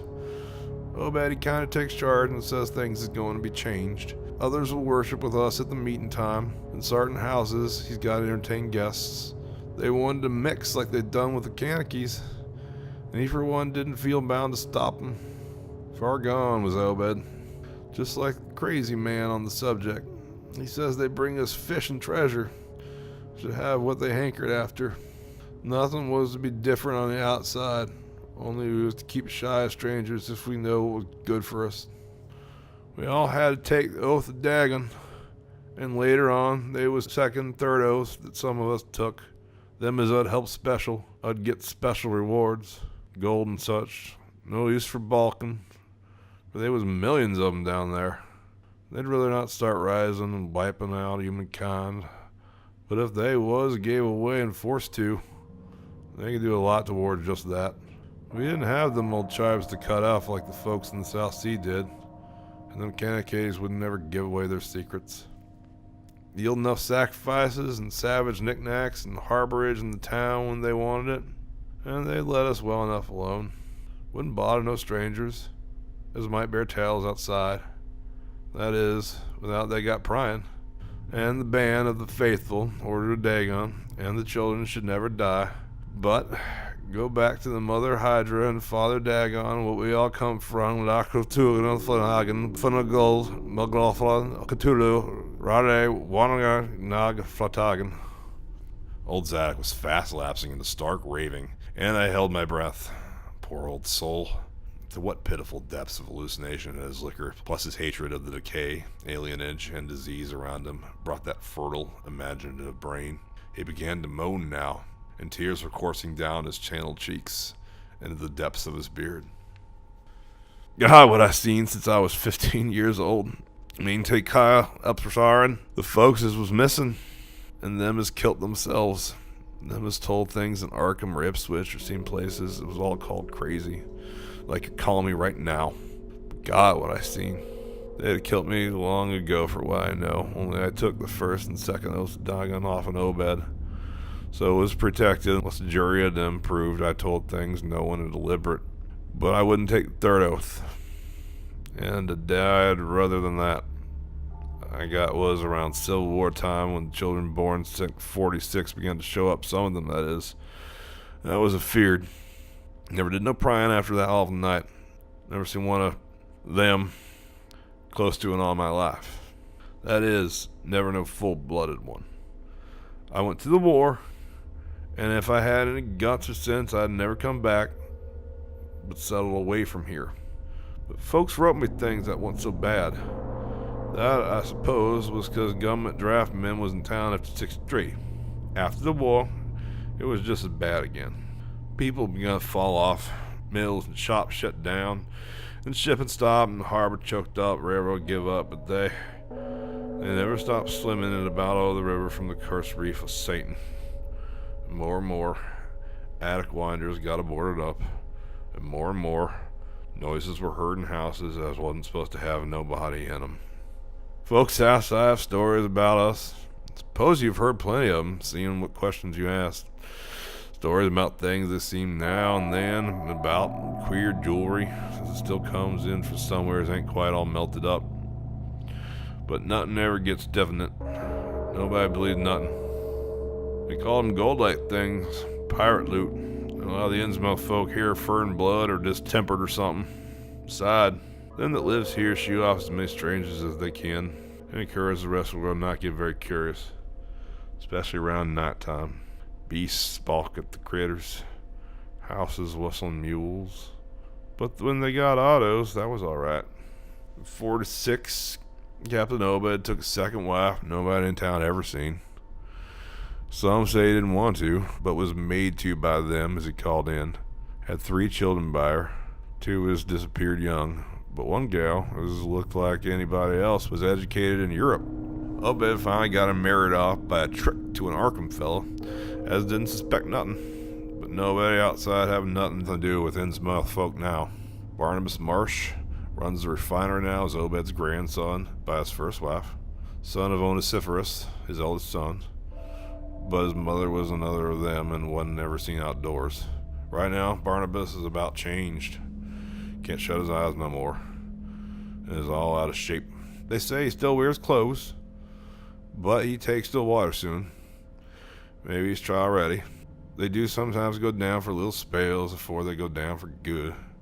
Ain't been seed about in public for now 10 years. Don't know how about his poor wife kid feel. She come from Ipswich, and they nigh lynched Barnabas when he courted her 50-odd years ago. Oh, but he died at 78, and all the next generation is gone now. The first wife's children dead, the rest, God knows. The sound of the incoming tide was now very insistent, and little by little it seemed to change the old man's mood from maudlin tearfulness to watchful fear. He would pause now and then to renew those nervous glances over his shoulder, or out toward the reef, and despite the wild absurdity of his tale, I could not help begin to share his apprehensiveness. Zadok now grew shriller, seemed to be trying to whip up his courage with louder speech. Hey, you! Why don't you say something? How you like to be living in a town like this? Everything are rotten and dying. Boarded up monsters crawling and bleating and barking and hopping around black cellars and attics everywhere you turn. Huh? How'd you like to hear the howling night after night from the churches on order in Dagon Hall? I know it was doing part of the howling. How'd you like to hear what comes from the awful reef every May Eve and Hallow Mass? Huh? Think the old man's crazy, huh? Well, sir, let me tell you, that ain't the worst. Zadok was really screaming now, and the mad frenzy of his voice disturbed me more than I care to own. Curse you! Don't sit there staring at me with them eyes until Obed Marshy's in hell. And you gotta stay there. And hell, I says, can't get me. I ain't done nothing nor told nobody nothing. Oh, you young fella? Well, even if I hain't told nobody nothing yet. I'm a-going to now. You just sit still and listen to me, boy. This is why I ain't ever tell nobody. I says I didn't get to do no prying after that night, but I found things about just the same. You want to know what the real horror is, huh? Well, it's this. It ain't what them fish devils has done, but what they're going to do. They're bringing things up about or where they're come from into the town and been doing it for years and slacking it up lately. Them houses north of the river betwixt Walter and Main Street is full of them devils what they got brung up from that they get ready. I say when they get. Never heard of a Shoggoth? Hey, did you hear me? I tell you what them things be. I see him one night when yeah.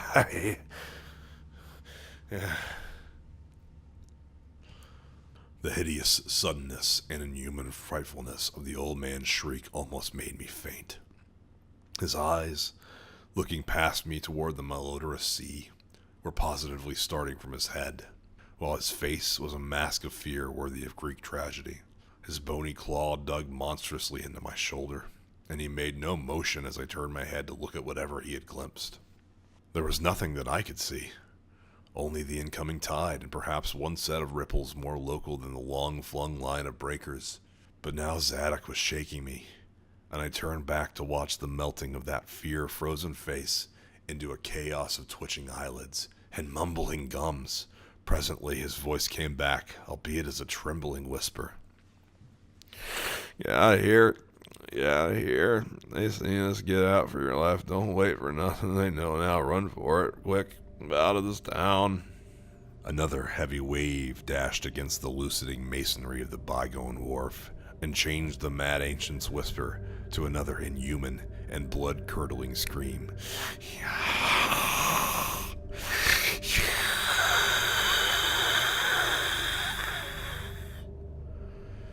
Before I could recover my scattered wits, he had relaxed his clutch on my shoulder and dashed wildly inland toward the street, reeling northward around the ruined warehouse wall. I glanced back at the sea, but there was nothing there. And when I reached Water Street and looked along it to the north, there was no remaining trace of Zadok Allen. Chapter 4. I can hardly describe the mood in which I was left by this harrowing episode. An episode at once mad and pitiful, grotesque and terrifying. The grocery boy had prepared it for me, yet the reality left me none the less bewildered and disturbed. Puerile though the story was, old Zadok's insane earnestness and horror had communicated to me a mounting unrest, which joined with my earlier sense of loathing for the town and its blight of intangible shadow. Later, I might sift the tale and extract some nucleus of historic allegory. Just now, I wish to put it out of my head. The hour grown perilously late. My watch said 7:15, and the Arkham bus left town square at 8. So I tried to give my thoughts as neutral and practical a cast as possible. Meanwhile, walking rapidly through the deserted streets of gaping roofs and leaning houses towards the hotel where I had checked my valise and would find my bus. Though the golden light of late afternoon gave the ancient roofs and decrepit chimneys an air of mystic loveliness and peace, I could not help glancing over my shoulder now and then.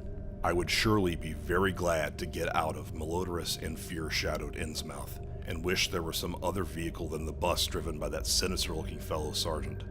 Yet I did not hurry too precipitately, for there were architectural details worth viewing at every silent corner, and I could easily, I calculated, cover the necessary distance in a half hour. Studying the grocery youth's map and seeking a route I had not traversed before, I chose Marsh Street instead of State for my approach to Town Square. Near the corner of Fall Street, I began to see scattered groups of furtive whisperers, and when I finally reached the square, I saw that almost all the loiterers were congregated around the door of the Gilman house.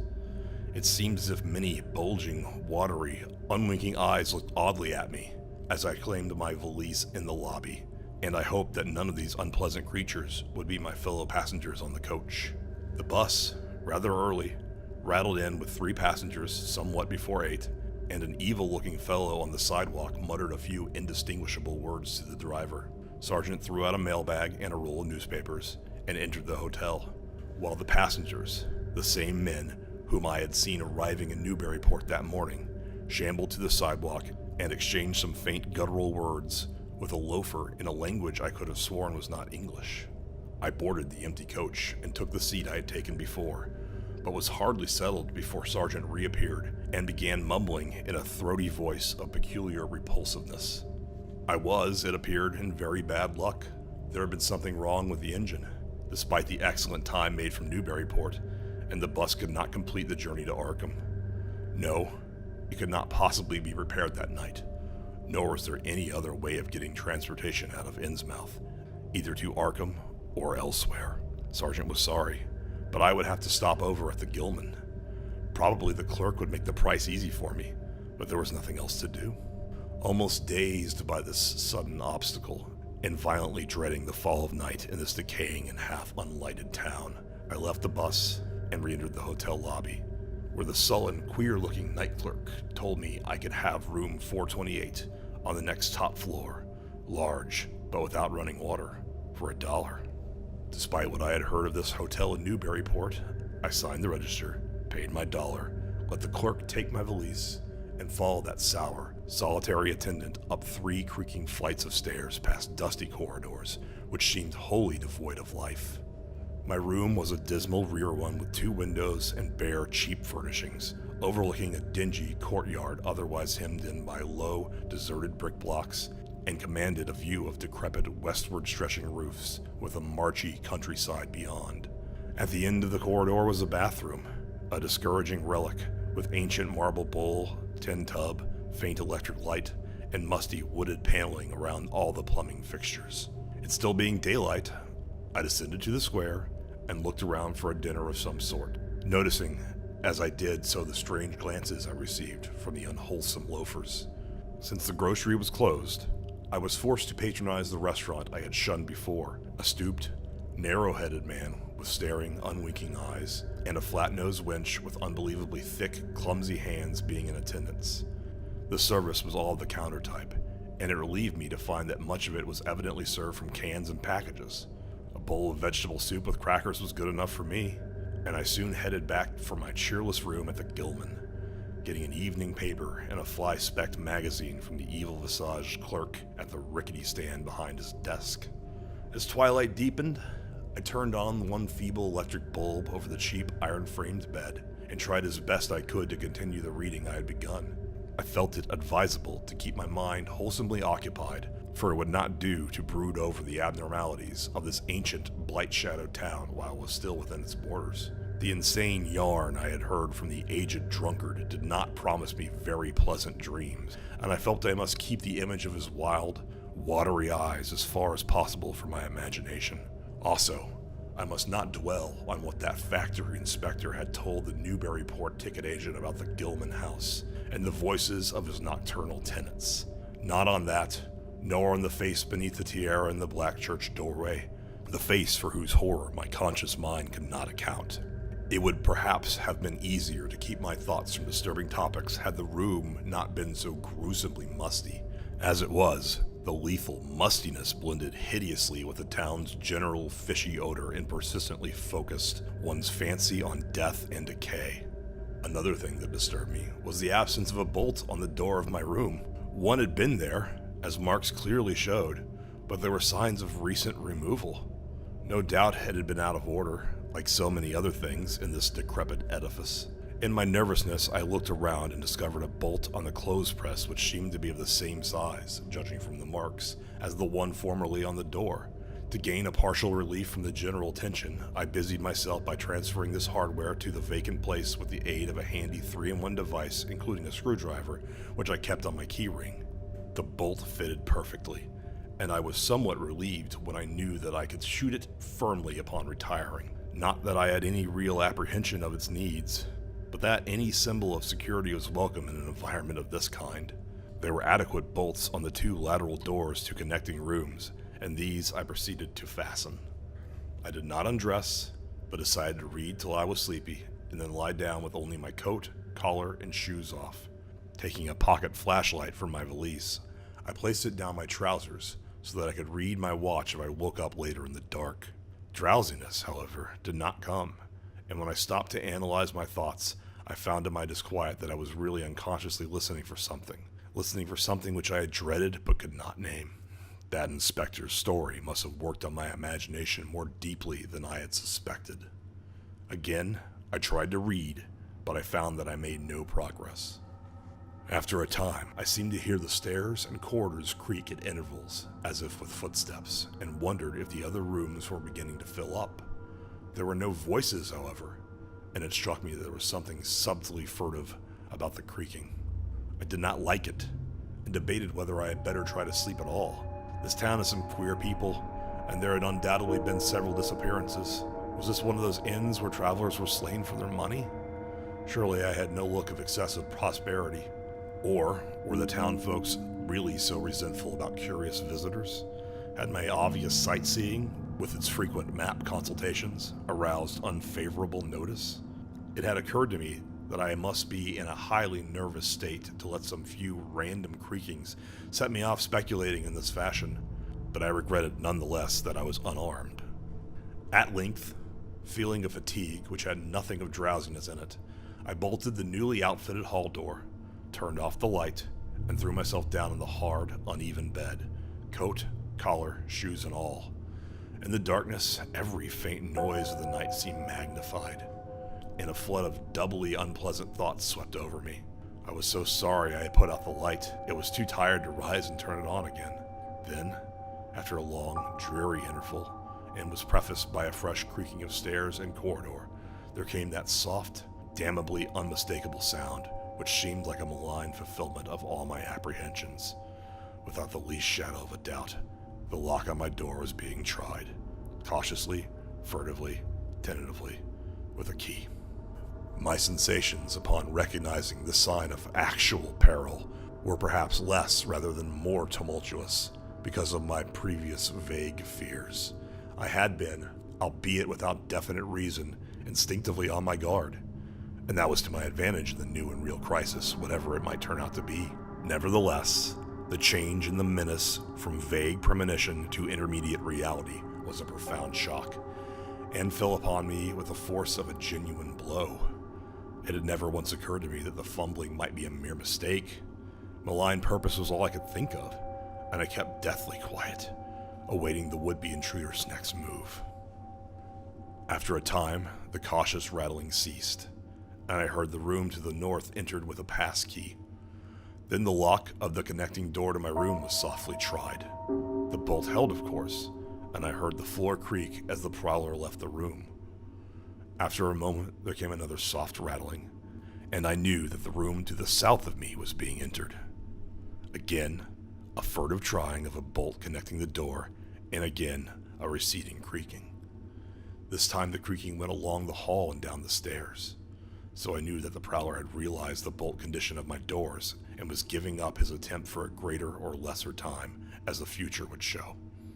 The readiness with which I fell into a plan of action proves that I must have been subconsciously fearing some menace and considering possible avenues of escape for hours. From the first, I felt that the unseen fumbler meant a danger not to be met or dealt with, but only to be fled with as precipitately as possible.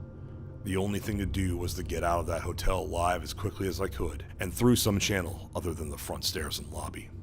Rising softly and throwing my flashlight on the switch, I sought to light the bulb over my head, in order to choose and pocket some belongings for a swift, valiseless flight. Nothing, however, happened, and I saw that the power had been cut off. Clearly, some cryptic, evil movement was afoot on a large scale. Just what, I could not say. As I stood pondering, with my hand on the now useless switch, I heard a muffled creaking on the floor below, and thought I could barely distinguish voices in conversation. A moment later, I felt less sure that the deeper sounds were voices, since the apparent hoarse barkings and loose-syllabled croakings bore so little resemblance to recognized human speech. Then I thought with renewed force of what the factory inspector had heard in the night of this moldering and pestilential building. Having filled my pockets with the flashlight's aid, I put on my hat and tiptoed to the windows to consider chances of descent. Despite the state's safety regulations, there was no fire escape on this side of the hotel, and I saw that my windows commanded only a sheer 3-story drop to the cobbled courtyard. However, some ancient brick business blocks abutted on the hotel, their slant roofs coming to a reasonable jumping distance from my 4th-story level. To reach either of these lines of buildings, I would have to be in a room 2 for my own, in one case on the north and in the other case on the south. My mind instantly set to work what chances I had of making the transfer.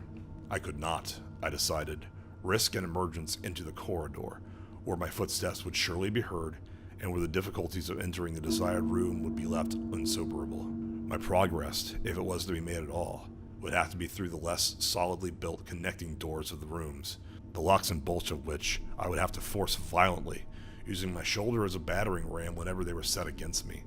This, I thought, would be possible owing to the rickety nature of the house and its fixtures, but I realized I could not do it noiselessly. I would have to count on sheer speed, and the chance of getting to a window before any hostile forces became coordinated enough to open the right door towards me with a passkey. My own outer door I reinforced by pushing the bureau against it, little by little, in order to make a minimum of sound. I perceived that my chances were very slender, and was fully prepared for any calamity. Even getting to another roof would not solve the problem, for there would then remain the task of reaching the ground and escaping from this town.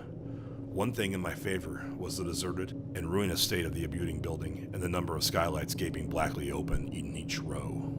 Gathering from the grocery boy's map that the best route out of town was southward, I glanced first at the connecting door on the south side of the room. It was designed to open in my direction, hence I saw, after drawing the bolt and finding other fastening in place, it was not a favorable one for forcing. Accordingly, abandoning it as a route, I cautiously moved the bedstead against it to hamper any attack which might be made on it later from the next room. The door in the north was hung to open away from me, and this, though a test proved it to be locked or bolted from the other side, I knew must be my route. If I could gain the roofs in the building in Payne Street and descend successfully to the ground level, I might perhaps dart through the courtyard in adjacent or opposite building to Washington or Bates, or else emerge in Payne and edge around southward to Washington. In any case, I would aim to strike Washington somehow and get quickly out of the town square region. My preference would be to avoid Payne, since the fire station there might be open all night. As I thought of these things, I looked out over the squalid sea and decaying roofs below me, now brightened by the beams of a moon not much past full. On the right, the black gash of the river gorge clove the panorama. Abandoned factories and railroad station clinging barnacle-like to its side. Beyond it, the rusted railway and the Rowley Road led off through a flat, marshy terrain dotted with islets of higher and drier scrub-grown land. On the left, the creek-threaded countryside was nearer, the narrow road to Ipswich gleaming white in the moonlight. I could not see from my side of the hotel the southward route toward Arkham, which I had determined to take. I was irresolutely speculating on when I had better attack the northward door, and on how I could least audibly manage it, when I noticed that the vague noises underfoot had given place to a fresh and heavier creaking of the stairs. A wavering flicker of light showed through my transom, and the boards of the corridor began to groan with a ponderous load. Muffled sounds of possible vocal origin approached, and at length a firm knock came at my outer door. For a moment, I simply held my breath and waited. Eternities seemed to elapse, and the nauseous fishy odor of my environment seemed to mount suddenly and spectacularly. Then the knocking was repeated, continuously and with growing insistence. I knew that the time for action had come, and forthwith drew the bolt out of the northward connecting door, bracing myself for the task of battering it open. The knocking waxed louder, and I hoped that its volume would cover the sounds of my efforts. At last, beginning my attempt, I lunged again and again at the thin paneling with my left shoulder, heedless of shock or pain.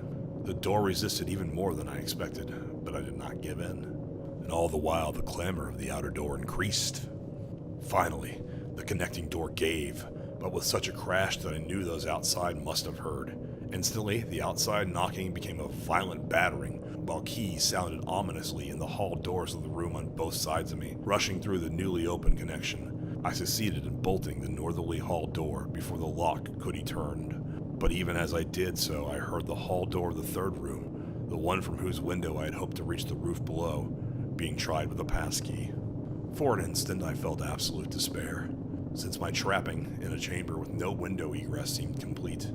A wave of almost abnormal horror swept over me and invested me with a terrible but unexplained singularity. The flashlight glimpsed dust prints made by the intruder who had lately tried my door from this room. Then, with a dazed automatism, which persisted despite hopelessness, I made for the next connecting door and performed the blind motion of pushing at it in an effort to get through, and, granting that the fastenings might be as providentially intact as in the second room, bolt the hall door beyond before the lock could be turned from outside. Sheer fortunate chance gave me my reprieve, for the connecting door before me was not only unlocked but actually ajar. In a second I was, though, and had my right knee and shoulder against the hall, which was visibly opening inward. My pressure took the opener off guard, for the thing shut as I pushed, so that I could slip the well-conditioned bolt as I had done with the other door.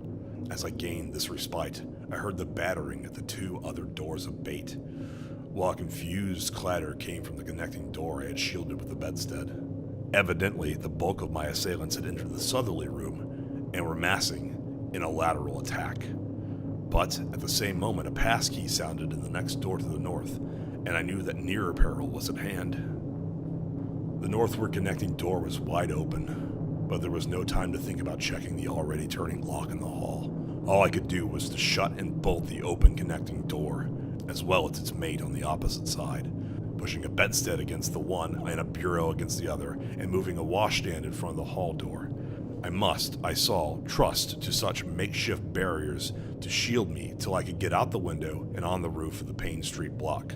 But even in this acute moment, my chief horror was something apart from the immediate weakness of my defenses. I was shuddering because not one of my pursuers, despite some hideous panting, grunting, and subdued barkings at odd intervals, was uttering an unmuffled or intelligible vocal sound. As I moved the furniture and rushed towards the windows, I heard a frightful scurrying along the corridor toward the room north of me, and perceived that the southward battering had ceased. Plainly, most of my opponents were about to concentrate against the feeble connecting doors, which they knew must open directly on me.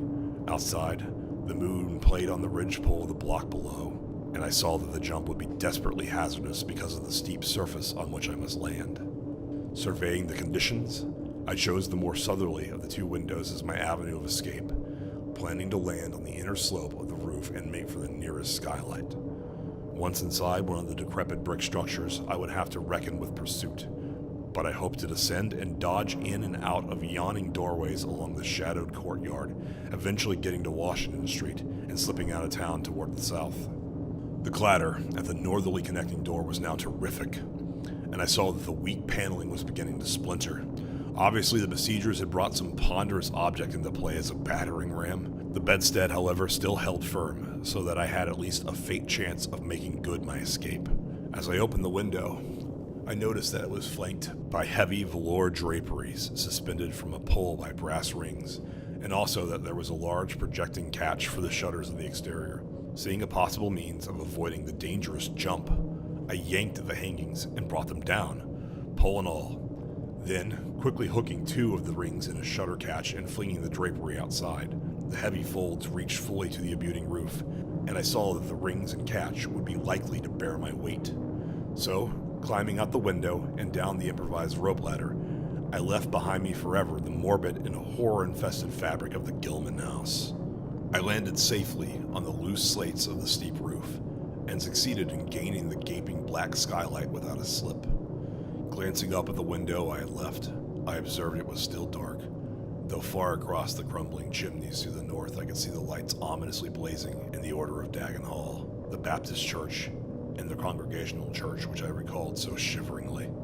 There had seemed to be no one in the courtyard below, and I hoped that there would be a chance to get away before the spreading of a general alarm. Flashing my pocket lamp into the skylight, I saw that there were no steps down. The distance was slight, however, so I clambered over the brink and dropped, striking a dusty floor littered with crumbling boxes and barrels.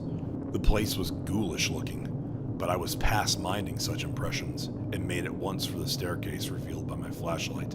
After a hasty glance at my watch, which showed the hour to be 2 a.m., the steps creaked, but seemed tolerably sound, and I raced down past a barn-like second story to the ground floor. The desolation was complete, and only echoes answered my footfalls. At length I reached a lower hall, at the end of which I saw a faint, luminous rectangle marking the ruined Payne Street doorway. Heading the other way, I found the back door also open, and darted out of it down 5 stone steps to the grass-grown cobblestones of the courtyard. The moonbeams did not reach down here, but I could just see my way about without using the flashlight. Some of the windows in the Gilman house side were faintly glowing, and I thought I heard confused sounds within. Walking softly over to the Washington Street side, I perceived several open doorways and chose the nearest one as my route out. The hallway inside was black, and when I reached the opposite end, I saw that the street door was wedged immovably shut. Resolved to try another building, I groped my way back toward the courtyard, but stopped short when close to the doorway. For out an open door in the Gilman house, a large crowd of doubtful shapes was pouring. Lanterns bobbing in the darkness, and horrible croaking voices exchanging low cries in what was certainly not English. The figures moved uncertainly, and I realized to my relief that they did not know where I had gone, but for all that they sent a shiver of horror through my frame. Their features were indistinguishable, but their crouching, shambling gait was abominably repellent, and worst of all, I perceived that one figure was strangely robed and unmistakably surmounted by a tall tiara of a design altogether too familiar. As the figures spread through the courtyard, I felt my fears increase. Suppose I could find no egress from this building on the side street. The fishy odor was detestable, and I wondered I could stand it without fainting. Again groping toward the street, I opened a door off the hall and came upon an empty room with closely shuttered but sashless windows. Fumbling in the rays of my flashlight, I found I could open the shutters, and in another moment had climbed outside and was fully closing the aperture in its original manner. I was now in Washington Street, and for the moment saw no living thing nor any light save that of the moon. From several directions in the distance, however, I could hear the sound of hoarse voices, of footsteps, and of a curious kind of pattering which did not seem quite like footsteps. Plainly, I had no time to lose. The points of the compass were clear to me, and I was glad that all the streetlights were turned off, as is often the custom on strongly moonlit nights in prosperous rural regions. Some of the sounds came from the south, yet I retained my design of escaping in that direction. There would, I knew, be plenty of deserted doorways to shelter me in case I met any person or group who looked like pursuers. I walked rapidly, softly, and close to the ruined houses. While hatless and disheveled after my arduous climb, I did not look especially noticeable, and stood a good chance of passing unheeded if forced to encounter any casual wayfarer. At Bates Street, I drew into a yawning vestibule, while 2 shambling figures crossed in front of me, but was soon on my way again and approaching the open space where Elliott Street obliquely crosses Washington at the intersection of the South. Though I had never seen the space, it had looked dangerous to me on the Grocer Youth's map, since the moonlight would have free play there. There was no use trying to evade it, for any alternative course would involve detours of possibly disastrous visibility and delaying effect. The only thing to do was to cross it boldly and openly, imitating the typical shamble of the Innsmouth folk as best I could, and trusting that no one, or at least no pursuer of mine, would be there. Just how fully the pursuit was organized, and indeed just what its purpose might be, I could form no idea. There seemed to be unusual activity in the town, but I judged that the news of my escape from the Gilman had not yet spread. I would, of course, soon have to shift from Washington to some other southward street, for that party from the hotel would doubtless be after me. I must have left dust prints on that last old building revealing how I had gained the street. The open space was, as I had expected, strongly moonlit, and I saw the remains of a park-like, iron-railed green in its center. Fortunately, no one was about, though a curious sort of buzz or roar seemed to be increasing in the direction of Town Square.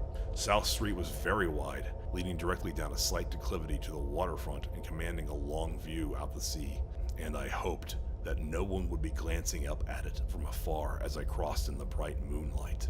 My progress was unimpeded, and no fresh sound arose to hint that I had been spied. Glancing about me, I involuntarily let my pace slacken for a second to take in the sight of the sea, gorgeous in the burning moonlight at the street's end. Far out beyond the breakwater was the dim, dark line of Devil Reef, and as I glimpsed it, I could not help thinking of all the hideous legends I had heard in the last 24 hours. Legends which portrayed this ragged rock as a veritable gateway to the realms of unfathomed horror and inconceivable inconceivable abnormality. Then, without warning, I saw the intermittent flashes of light on the distant reef. They were definite and unmistakable, and awakened in my mind blind horror beyond all rational proportion.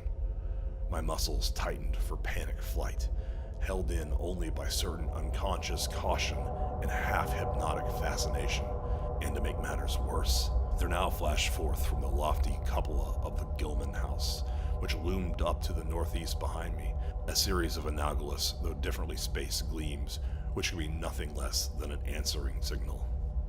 Controlling my muscles and realizing afresh how plainly visible I was, I resumed my brisker and feignedly shambling pace, though keeping my eyes on that hellish and ominous reef as long as the opening of South Street gave me a seaward view.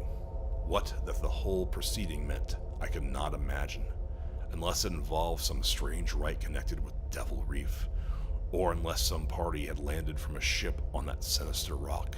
I now bent to the left around the ruinous green, still gazing toward the ocean as it blazed in the spectral summer moonlight, and watching the cryptical flashing of those nameless, unexplainable beacons.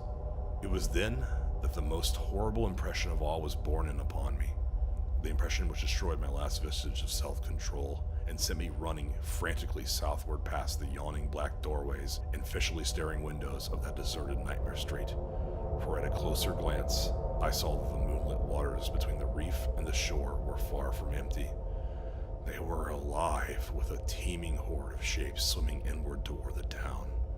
And even at my vast distance, and in my single moment of perception, I could tell that the bobbing heads and flailing arms were alien and aberrant in a way scarcely to be expressed or consciously formulated.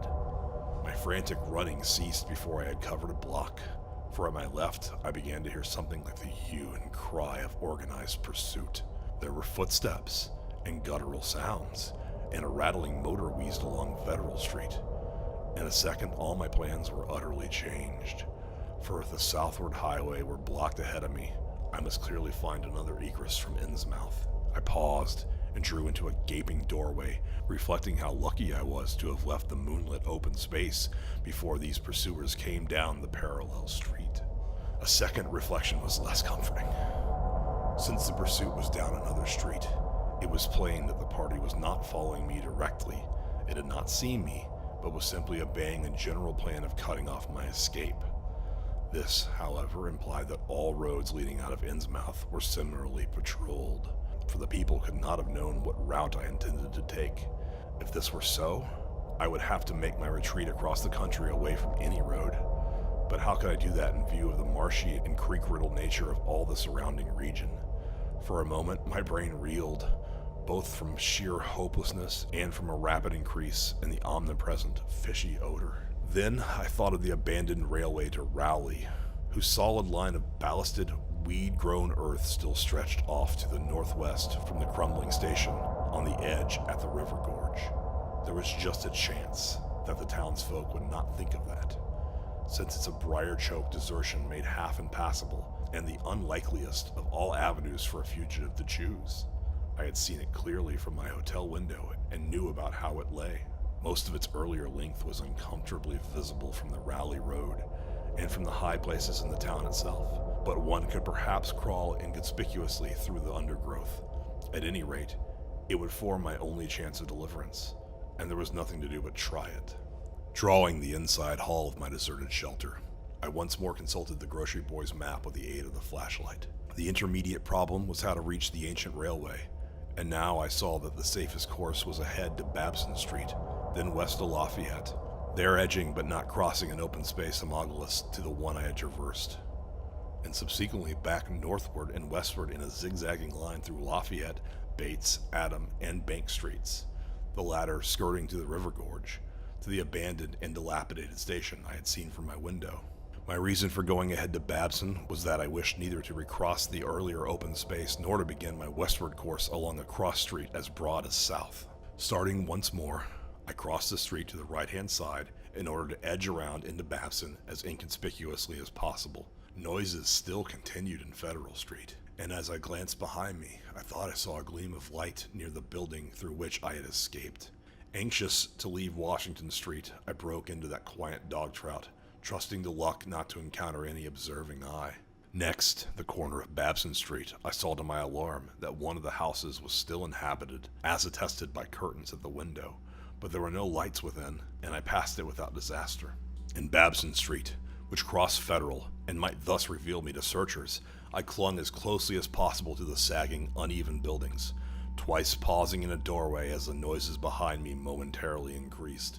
The open space ahead shone wide and desolate under the moon, but my route would not force me to cross it. During my second pause, I began to detect a fresh distribution of vague sounds, and upon looking cautiously out from cover, beheld a motor car darting across the open space, bound outward along Elliott Street, which there intersects both Babson and Lafayette. As I watched, choked by a sudden rise in the fishy odor after a short abatement, I saw a band of uncouth, crouching shapes loping and shambling in the same direction, and I knew that this must be the party guarding the Ipswich Road, since the highway forms an extension of Elliott Street. Two of the figures I glimpsed were in voluminous robes, and one wore a peaked diadem which glistened whitely in the moonlight. The gait of this figure was so odd that it sent a chill through me, for it seemed to me the creature was almost hopping. When the last of the band was out of sight, I resumed my progress, darting around the corner into Lafayette Street and crossing Elliott very hurriedly, lest stragglers of the party be still advancing along that thoroughfare. I did hear some croaking and clattering sounds far off toward Town Square, but accomplished the passage without disaster. My greatest dread was in recrossing Broad and moonlit South Street with its seaward view, and I had to nerve myself for the ordeal. Someone might easily be looking, and possible Elliott Street stragglers could not fail to glimpse me from either of 2 points. At the last moment, I decided I had better slacken my trot and made the crossing, as before, in the shambling gait of an average Innsmouth native. When the view of the water again opened out, this time on my right, I was half determined not to look at it at all. I could not, however, resist, but cast a sidelong glance as I carefully and imitatively shambled toward the protecting shadows ahead. There was no ship visible, as I had half expected there would be. Instead, the first thing which caught my eye was a small rowboat pulling in toward the abandoned wharves and laden with some bulky, tarpaulin-covered object. Its rowers, though distantly and indistinctly seen, were of an especially repellent aspect. Several swimmers were still discernible, while on the far black reef I could see a faint, steady glow, unlike the winking beacon visible before, and of curious color which I could not precisely identify. Above the slant roofs ahead, and to the right, there loomed the tall cupola of the Gilman house, but it was completely dark. The fishy odor, dispelled for a moment by some merciful breeze, now closed in again with maddening intensity. I had not quite crossed the street when I heard a muttering band advancing along Washington from the north. As they reached the broad open space where I had my first disquieting glimpse of the moonlit water, I could see them plainly only a block away, and was horrified by the bestial abnormality of their faces and the dog-like subhumanness of their crouching gait. One man moved in a positively simian way, with long arms frequently touching the ground, while another, robed and tiaraed, seemed to progress in an almost hopping fashion. I judged this party to be the one I had seen in the Gilman's courtyard, the one, therefore, most closely on my trail. As some of the figures turned to look in my direction, I was transfixed with fright, yet managed to preserve the casual, shambling gait I had assumed. To this day, I do not know whether they saw me or not.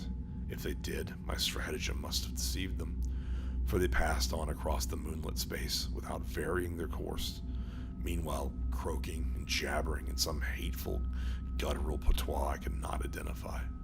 Once more in shadow, I resumed my former dog trot past the leaning and decrepit houses that stared blankly into the night. Having crossed to the western sidewalk, I rounded the nearest corner into Bates Street, where I had kept to the close buildings on the southern side. I passed 2 houses showing signs of habitation, one of which had faint lights in upper rooms, yet met with no obstacle. As I turned into Adams Street, I felt measurably safer, but received a shock when a man reeled out of a black doorway directly in front of me. He proved, however, too hopelessly drunk to be a menace, so that I reached the dismal ruins of the Bank Street warehouses in safety. No one was stirring in that dread street beside the river gorge, and the roar of the waterfalls quite drowned my footsteps. It was a long dog trot to the ruined station, and the great brick warehouse walls around me seemed somehow more terrifying than the fronts of private houses. At last, I saw the ancient arcaded station, or what was left of it, and made directly for the tracks that started from its farther end. The rails were rusty but mainly intact, and not more than half the ties had rotted away. Walking or running on such a surface was very difficult, but I did my best, and on the whole made very fair time. For some distance, the line kept going along the gorge's brink, but at length I reached the long covered bridge where it crossed the chasm at a dizzying height. The condition of this bridge would determine my next step. If humanly possible, I would use it. If not, I would have to risk more street wandering and take the nearest intact highway bridge. The vast, barn-like length of the old bridge gleamed spectrally in the moonlight, and I saw that the ties were safe for at least a few feet within. Entering, I began to use my flashlight, which was almost knocked down by the cloud of bats that flapped past me. About halfway across, there was a perilous gap in the ties, which I feared for a moment would halt me, but in the end, I risked a desperate jump, which fortunately succeeded. I was glad to see the moonlight again when I emerged from that macabre tunnel. The old tracks crossed River Street at grade, and once veered off into the region increasingly rural, and with less and less of Innsmouth's abhorrent fishy odor. Here, the dense growth of weeds and briars hindered me and cruelly tore at my clothes, but I was nonetheless glad that they were there to give me concealment in case of peril. I knew that much of my route would be visible from the Rowley Road. The marshy region began very abruptly, with a single track on a low, grassy embankment where the weedy growth was somewhat thinner. Then came sort of an island of higher ground, where the line passed through a shallow open cut choked with bushes and brambles. I was very glad of this partial shelter, since at this point the Rowley Road was uncomfortably near according to my window view. At the end of the cut, it would cross the track and swerve off to a safer distance, but meanwhile I must be exceedingly careful. I was by this time thankfully certain that the railway itself was not patrolled. Just before entering the cut, I glanced behind me, but saw no pursuer.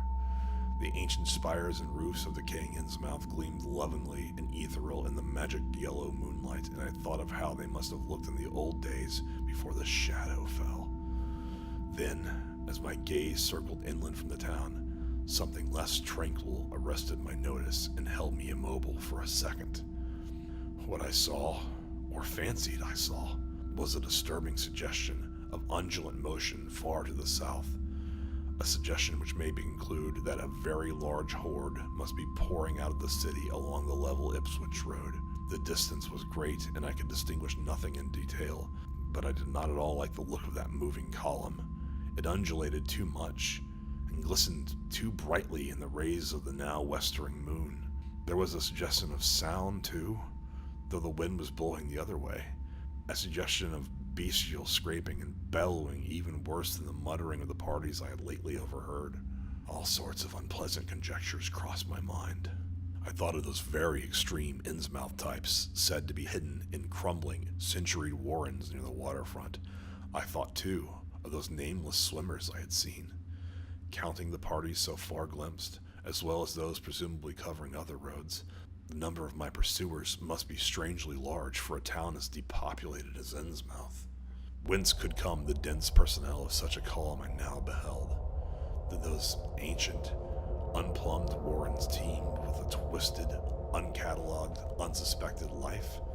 Or had some unseen ship landed in a legion of unknown outsiders on that hellish reef? Who were they? Why were they here? And if such a column of them was scouring the Ipswich Road, would the patrols on the other roads be likewise augmented? I had entered the brush-grown cut and was struggling along at a very slow pace when that damnable fishy odor again waxed dominant. Had the wind suddenly changed eastward so that it blew in from the sea and over the town? It must have, I concluded, since I now began to hear shocking, gutturally murmurs from that hitherto silent direction. There was another sound too, a kind of wholesale, colossal flopping or pattering, which somehow called up images of the most detestable sort. It made me think illogically of the unpleasant undulating column on the far-off Ipswich road. And then, both stench and sounds grew stronger, so that I paused, shivering and grateful for the cut's protection. It was here, I recalled, that the Raleigh Road drew so close to the old railway before crossing westward and diverging. Something was coming along that road, and I must lie low till its passage and vanishment into the distance. Thank heaven these creatures employed no dogs for tracking, though perhaps that would have been impossible amidst the omnipresent regional odor. Crouched in the bushes of that sandy cleft, I felt reasonably safe, even though I knew the searchers would have to cross the track in front of me, not much more than 100 yards away. I would be able to see them, but they could not, except by a malign miracle, see me. All at once, I began dreading to look at them as they passed. I saw the close, moonlit space where they would surge by, and had curious thoughts about the irredeemable pollution of that space. They would perhaps be the worst of all Innsmouth types, something one would not care to remember. The stench waxed overpowering, and the noises swelled to a bestial babble of croaking, baying, and barking without the least suggestion of human speech. Were these indeed the voices of my pursuers? Did they have dogs after all? So far I had seen none of the lower animals of Innsmouth. That flopping or pattering was monstrous. I could not look upon the degenerate creatures responsible for it. I would keep my eyes shut till the sound receded toward the west. The horde was very close now, air foul with their hoarse snarlings, and the ground almost shaking with their alien rhythm of footfalls. My breath nearly ceased to come, and as I put every ounce of willpower into the task of holding my eyelids down, I am not even yet willing to say whether what followed was a hideous actuality or only a nightmare hallucination. The later action of the government, after my frantic appeals, would tend to confirm it as a monstrous truth, but could not an hallucination have been repeated under the quasi-hypnotic spell of that ancient, haunted and shadowed town? Such places have strange properties, and the legacy of insane legend might well have acted on more than one human imagination amidst those dead, stench-cursed streets and huddles of rotting roofs and crumbled steeples. Is it not possible that the germ of an actual contagious madness lurks in the depths of that shadow over Innsmouth? Who can be sure of reality after hearing things like the tale of old Zadok Allen?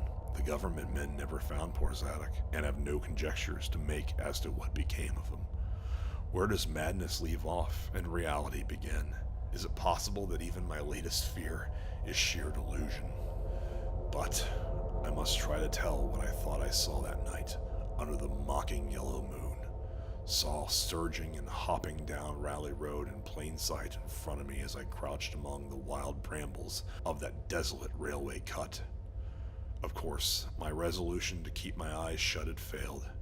It was foredoomed to failure. For whom could crouch blindly while a legion of croaking, baying entities of unknown source flopped noisomely past, scarcely more than 100 yards away? I thought I was prepared for the worst, and I really ought to have been prepared considering what I had seen before. My other pursuers had been accursedly abnormal, so should I not have been ready to face a strengthening of the abnormal element? To look upon in forms which there was no mixture of the normal at all? I did not open my eyes until the raucous clamor came loudly from a point obviously straight ahead. Then I knew that a long section of them must be plainly in sight, where the sides of the cut flattened out and the road crossed the track, and I could no longer keep myself from sampling whatever horror that leering yellow moon might have to show. It was the end, for whatever remains to me of life on the surface of this earth, of every vestige of mental peace and confidence in the integrity of nature and of the human mind. Nothing that I could have imagined, nothing even that I could have gathered had I credited old Zadok's crazy tale in the most literal way, would be in any way comparable to the demonic, blasphemous reality that I saw, or believe I saw. I have tried to hint what it was, in order to postpone the horror of writing it down baldly. Can it be possible that this planet has actually spawned such things? That human eyes have truly seen, as object of flesh, what a man has hitherto only known in febrile fantasy and tenuous legend. And yet I saw them, in a limitless stream, flopping, hopping, croaking, bleeding, urging inhumanly through the spectral moonlight in a grotesque, malign saraband of fantastic nightmare. And some of them had tall tiaras of that nameless whitish gold metal, and some were strangely robed, and one, who led the way, was clad in a ghoulishly humped black coat and striped trousers, and had a man's felt hat perched on the shapeless thing that answers for a head. I think their predominant color was a grayish green, though they had white bellies. They were mostly shiny and slippery, but the ridges of their backs were scaly. Their forms vaguely suggested the anthropoid, while their heads were the heads of fish, with prodigious bulging eyes that never closed. At the sides of their necks were palpitating gills, and their long paws were webbed. They hopped irregularly, sometimes on 2 legs and sometimes on 4. I was somehow glad that they had no more than 4 limbs.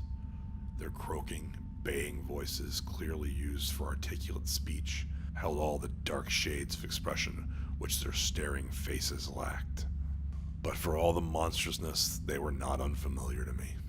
I knew too well what they must be, for it was not the memory of the evil tiara at Newburyport still fresh.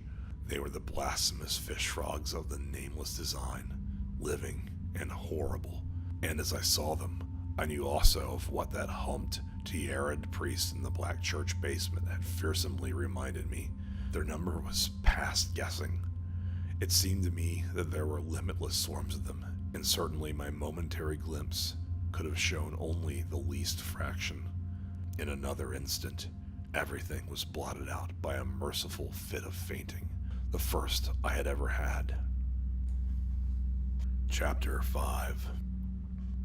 It was a gentle daylight rain that awakened me from my stupor in the brush-grown railway cut, and when I staggered out to the roadway ahead, I saw no trace of any prints in the fresh mud. The fishy odor, too, was gone. Innsmouth's ruined roofs and toppling steeples loomed up grayly toward the southeast, but not a living creature did I spy in all the desolate salt marshes around. My watch was still going, and told me that the hour was past noon. The reality of what I had been through was highly uncertain in my mind, but I felt that something hideous lay in the background. I must get away from the evil-shadowed Innsmouth, and accordingly, I began to test my cramped, wearied powers of locomotion. Despite weakness, hunger, horror, and bewilderment, I found myself after a time able to walk, so started slowly along the muddy road to Rowley. Before evening, I was in the village, getting a meal and providing myself with presentable clothes. I caught the night train to Arkham, and the next day talked long and earnestly with government officials there, a process I later repeated in Boston. With the main result of these colloquies, the public is now familiar, and I wish, for normality's sake, that there was nothing more to tell. Perhaps it is madness that is overtaking me, yet perhaps a greater horror, or greater marvel, is reaching out. As may well be imagined, I gave up most of the foreplanned features of the rest of my tour, the scenic, architectural, and antiquarian diversions on which I had counted so heavily. Nor did I dare look for that piece of strange jewelry said to be in the Miskatonic University Museum. I did, however, improve my stay in Arkham by collecting some genealogical notes I had long wished to possess. Very rough and hasty data, it is true, but capable of good use later on, when I might have time to collate and codify them. The curator of this historical society there, Mr. B. Lapham Peabody, was very courteous about assisting me, and expressed unusual interest when I told him I was the grandson of Eliza Orrin of Arkham, who was born in 1876, and had married James Williamson of Ohio at the age of 17. It seemed that a maternal uncle of mine had been there many years before on a quest much like my own, and that my grandmother's family was a topic of some local curiosity. There had, Mr. Peabody said, been considerable discussion about the marriage of her father, Benjamin Orrin, just after the Civil War, since the ancestry of the bride was peculiarly puzzling. That bride was understood to have been an orphan Marsh of New Hampshire, a cousin of the Essex County Marshes, but her education had been in France, and she had known very little of her family. A guardian had deposited funds in a Boston bank to maintain her and her French governess, but that guardian's name was unfamiliar to Arkham people, and in time he dropped out of sight, so that the governess assumed the role by court appointment. The Frenchwoman, now long dead, was very taciturn, and there are those who said she would have told more than she did. But the most baffling thing was the inability of anyone to place the recorded parents of the young woman, Enoch and Lydia Mercive Marsh, among the known families of New Hampshire. Possibly, many suggested, she was the natural daughter of some Marsh of prominence. She certainly had the true Marsh eyes. Most of the puzzling was done after her early death, which took place at the birth of my grandmother, her only child. Having formed some disagreeable impressions connected with the name Marsh, I did not welcome the news that it belonged on my own ancestral tree, nor was I pleased by Mr. Peabody's suggestion that I had the true Marsh eyes myself. However, I was grateful for data which I knew would prove valuable, and took copious notes and lists of book references regarding the well-documented Orton family. I went directly home to Toledo from Boston, and later spent a month at Malmay recuperating from my ordeal. In September, I entered Oberlin for my final year, and from then till next June was busy with studies and other wholesome activities, reminded of the bygone terror only by occasional official visits from government men in connection with the campaign which my pleas and evidence had started. Around the middle of July, just a year after the Innsmouth experience, I spent a week with my late mother's family in Cleveland, checking some of my new genealogical data with the various notes, traditions, and bits of heirloom material in existence there, and seeing what kind of a connected chart I could construct. I did not exactly relish this task, for the atmosphere of the Williamson home had always depressed me. There was a strain of morbidity there, and my mother had never encouraged my visiting her parents as a child, although she always welcomed her father when he came to Toledo. My Arkham-born grandmother had seemed strange and almost terrifying to me, and I do not think I grieved when she disappeared. I was 8 years old then, and it was said that she had wandered off in grief after the suicide of my Uncle Douglas, her eldest son. He had shot himself after a trip to New England, the same trip, no doubt, which had caused him to be recalled at the Arkham Historical Society. This uncle had resembled her, and I had never liked him either.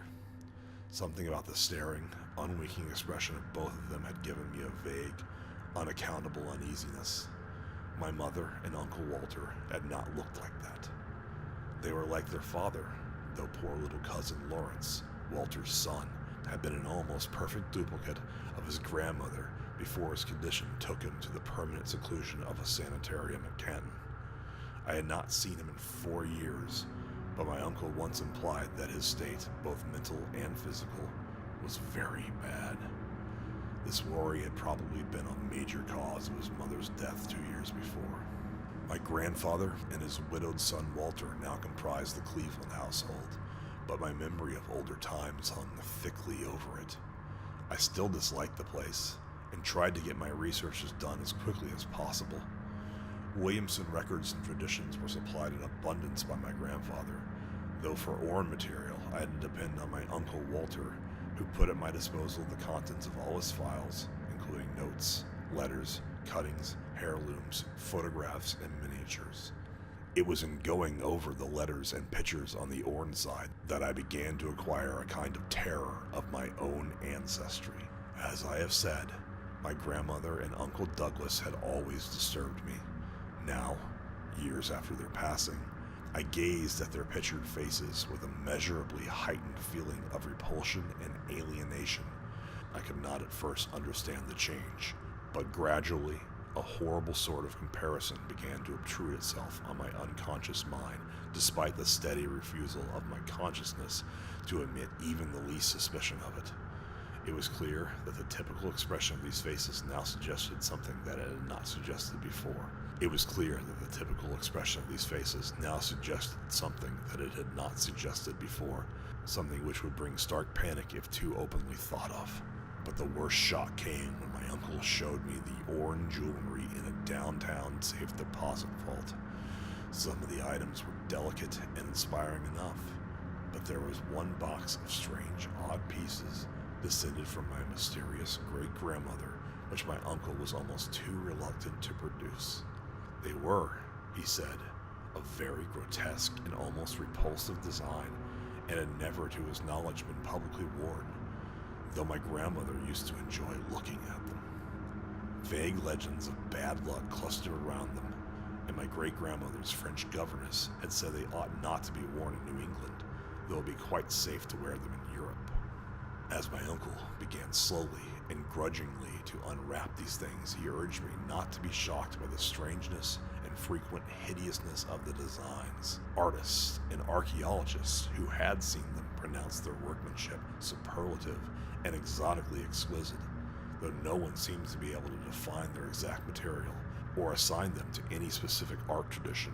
There were 2 armlets, a tiara, and a kind of pictorial, the latter having in high relief certain figures of almost unbearable extravagance. During this description, I had kept a tight rein on my emotions, but my face must have betrayed my mounting fears. My uncle looked concerned, and paused in his unwrapping to study my countenance.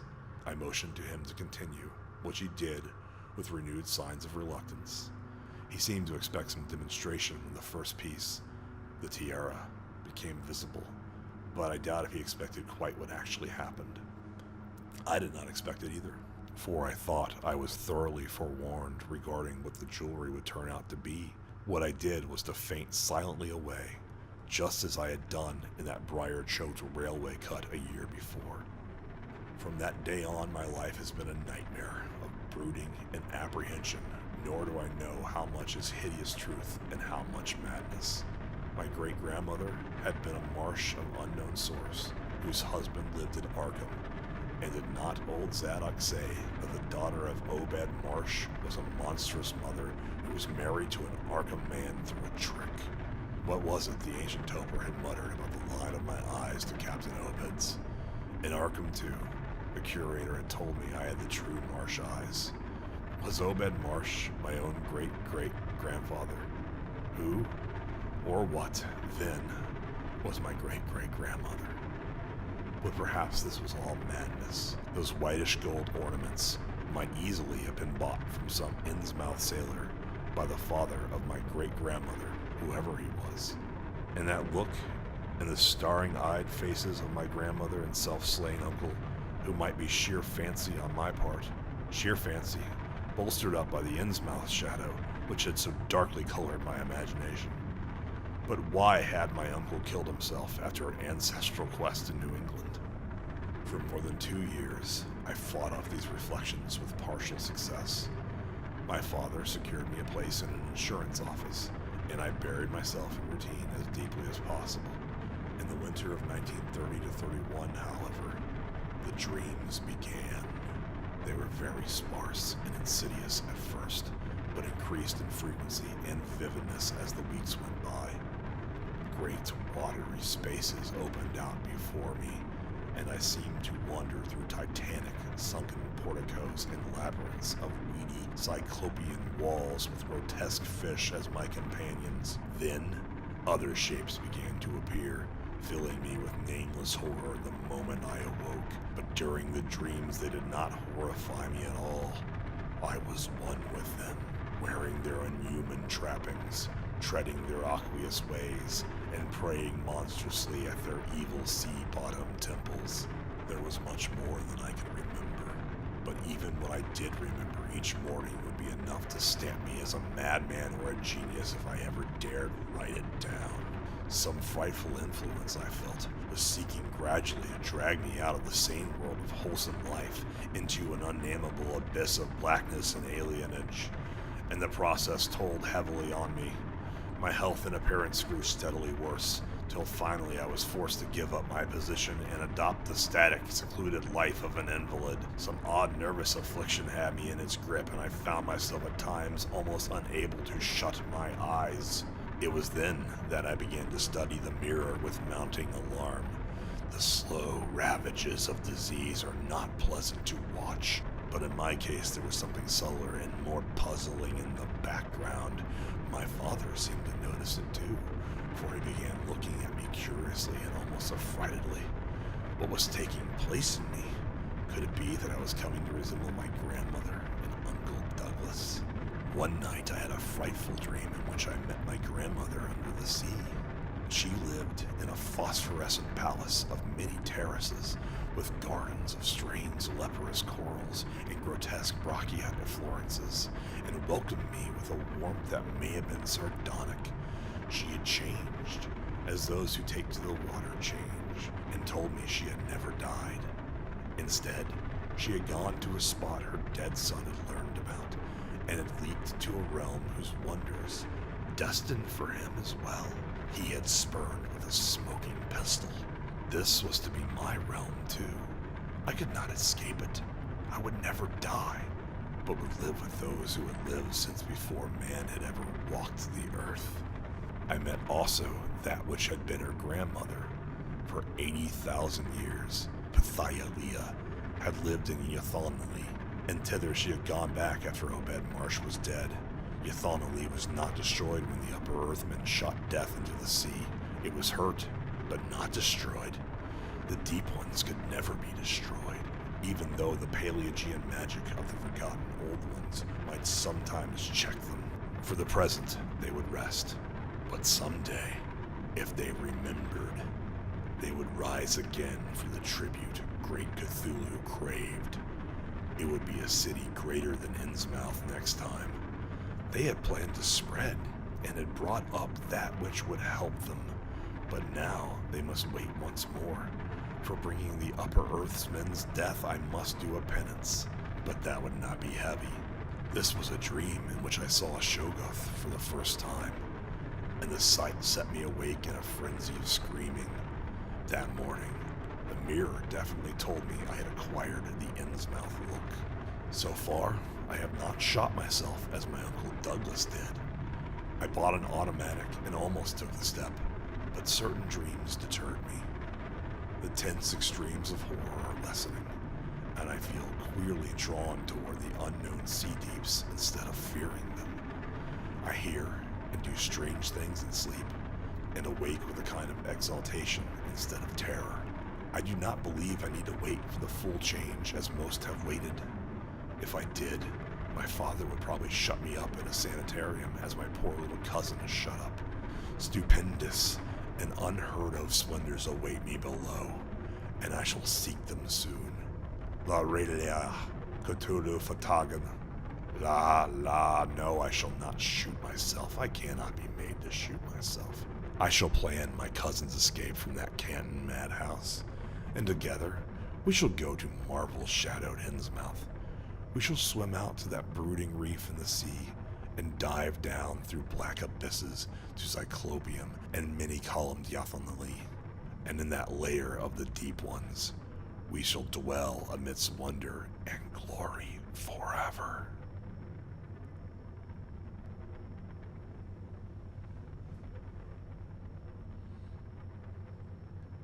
You've just listened to The Shadow over Innsmouth by H.P. Lovecraft, as read by me, Matt Felcman. Hope you enjoyed it. Praise Cthulhu.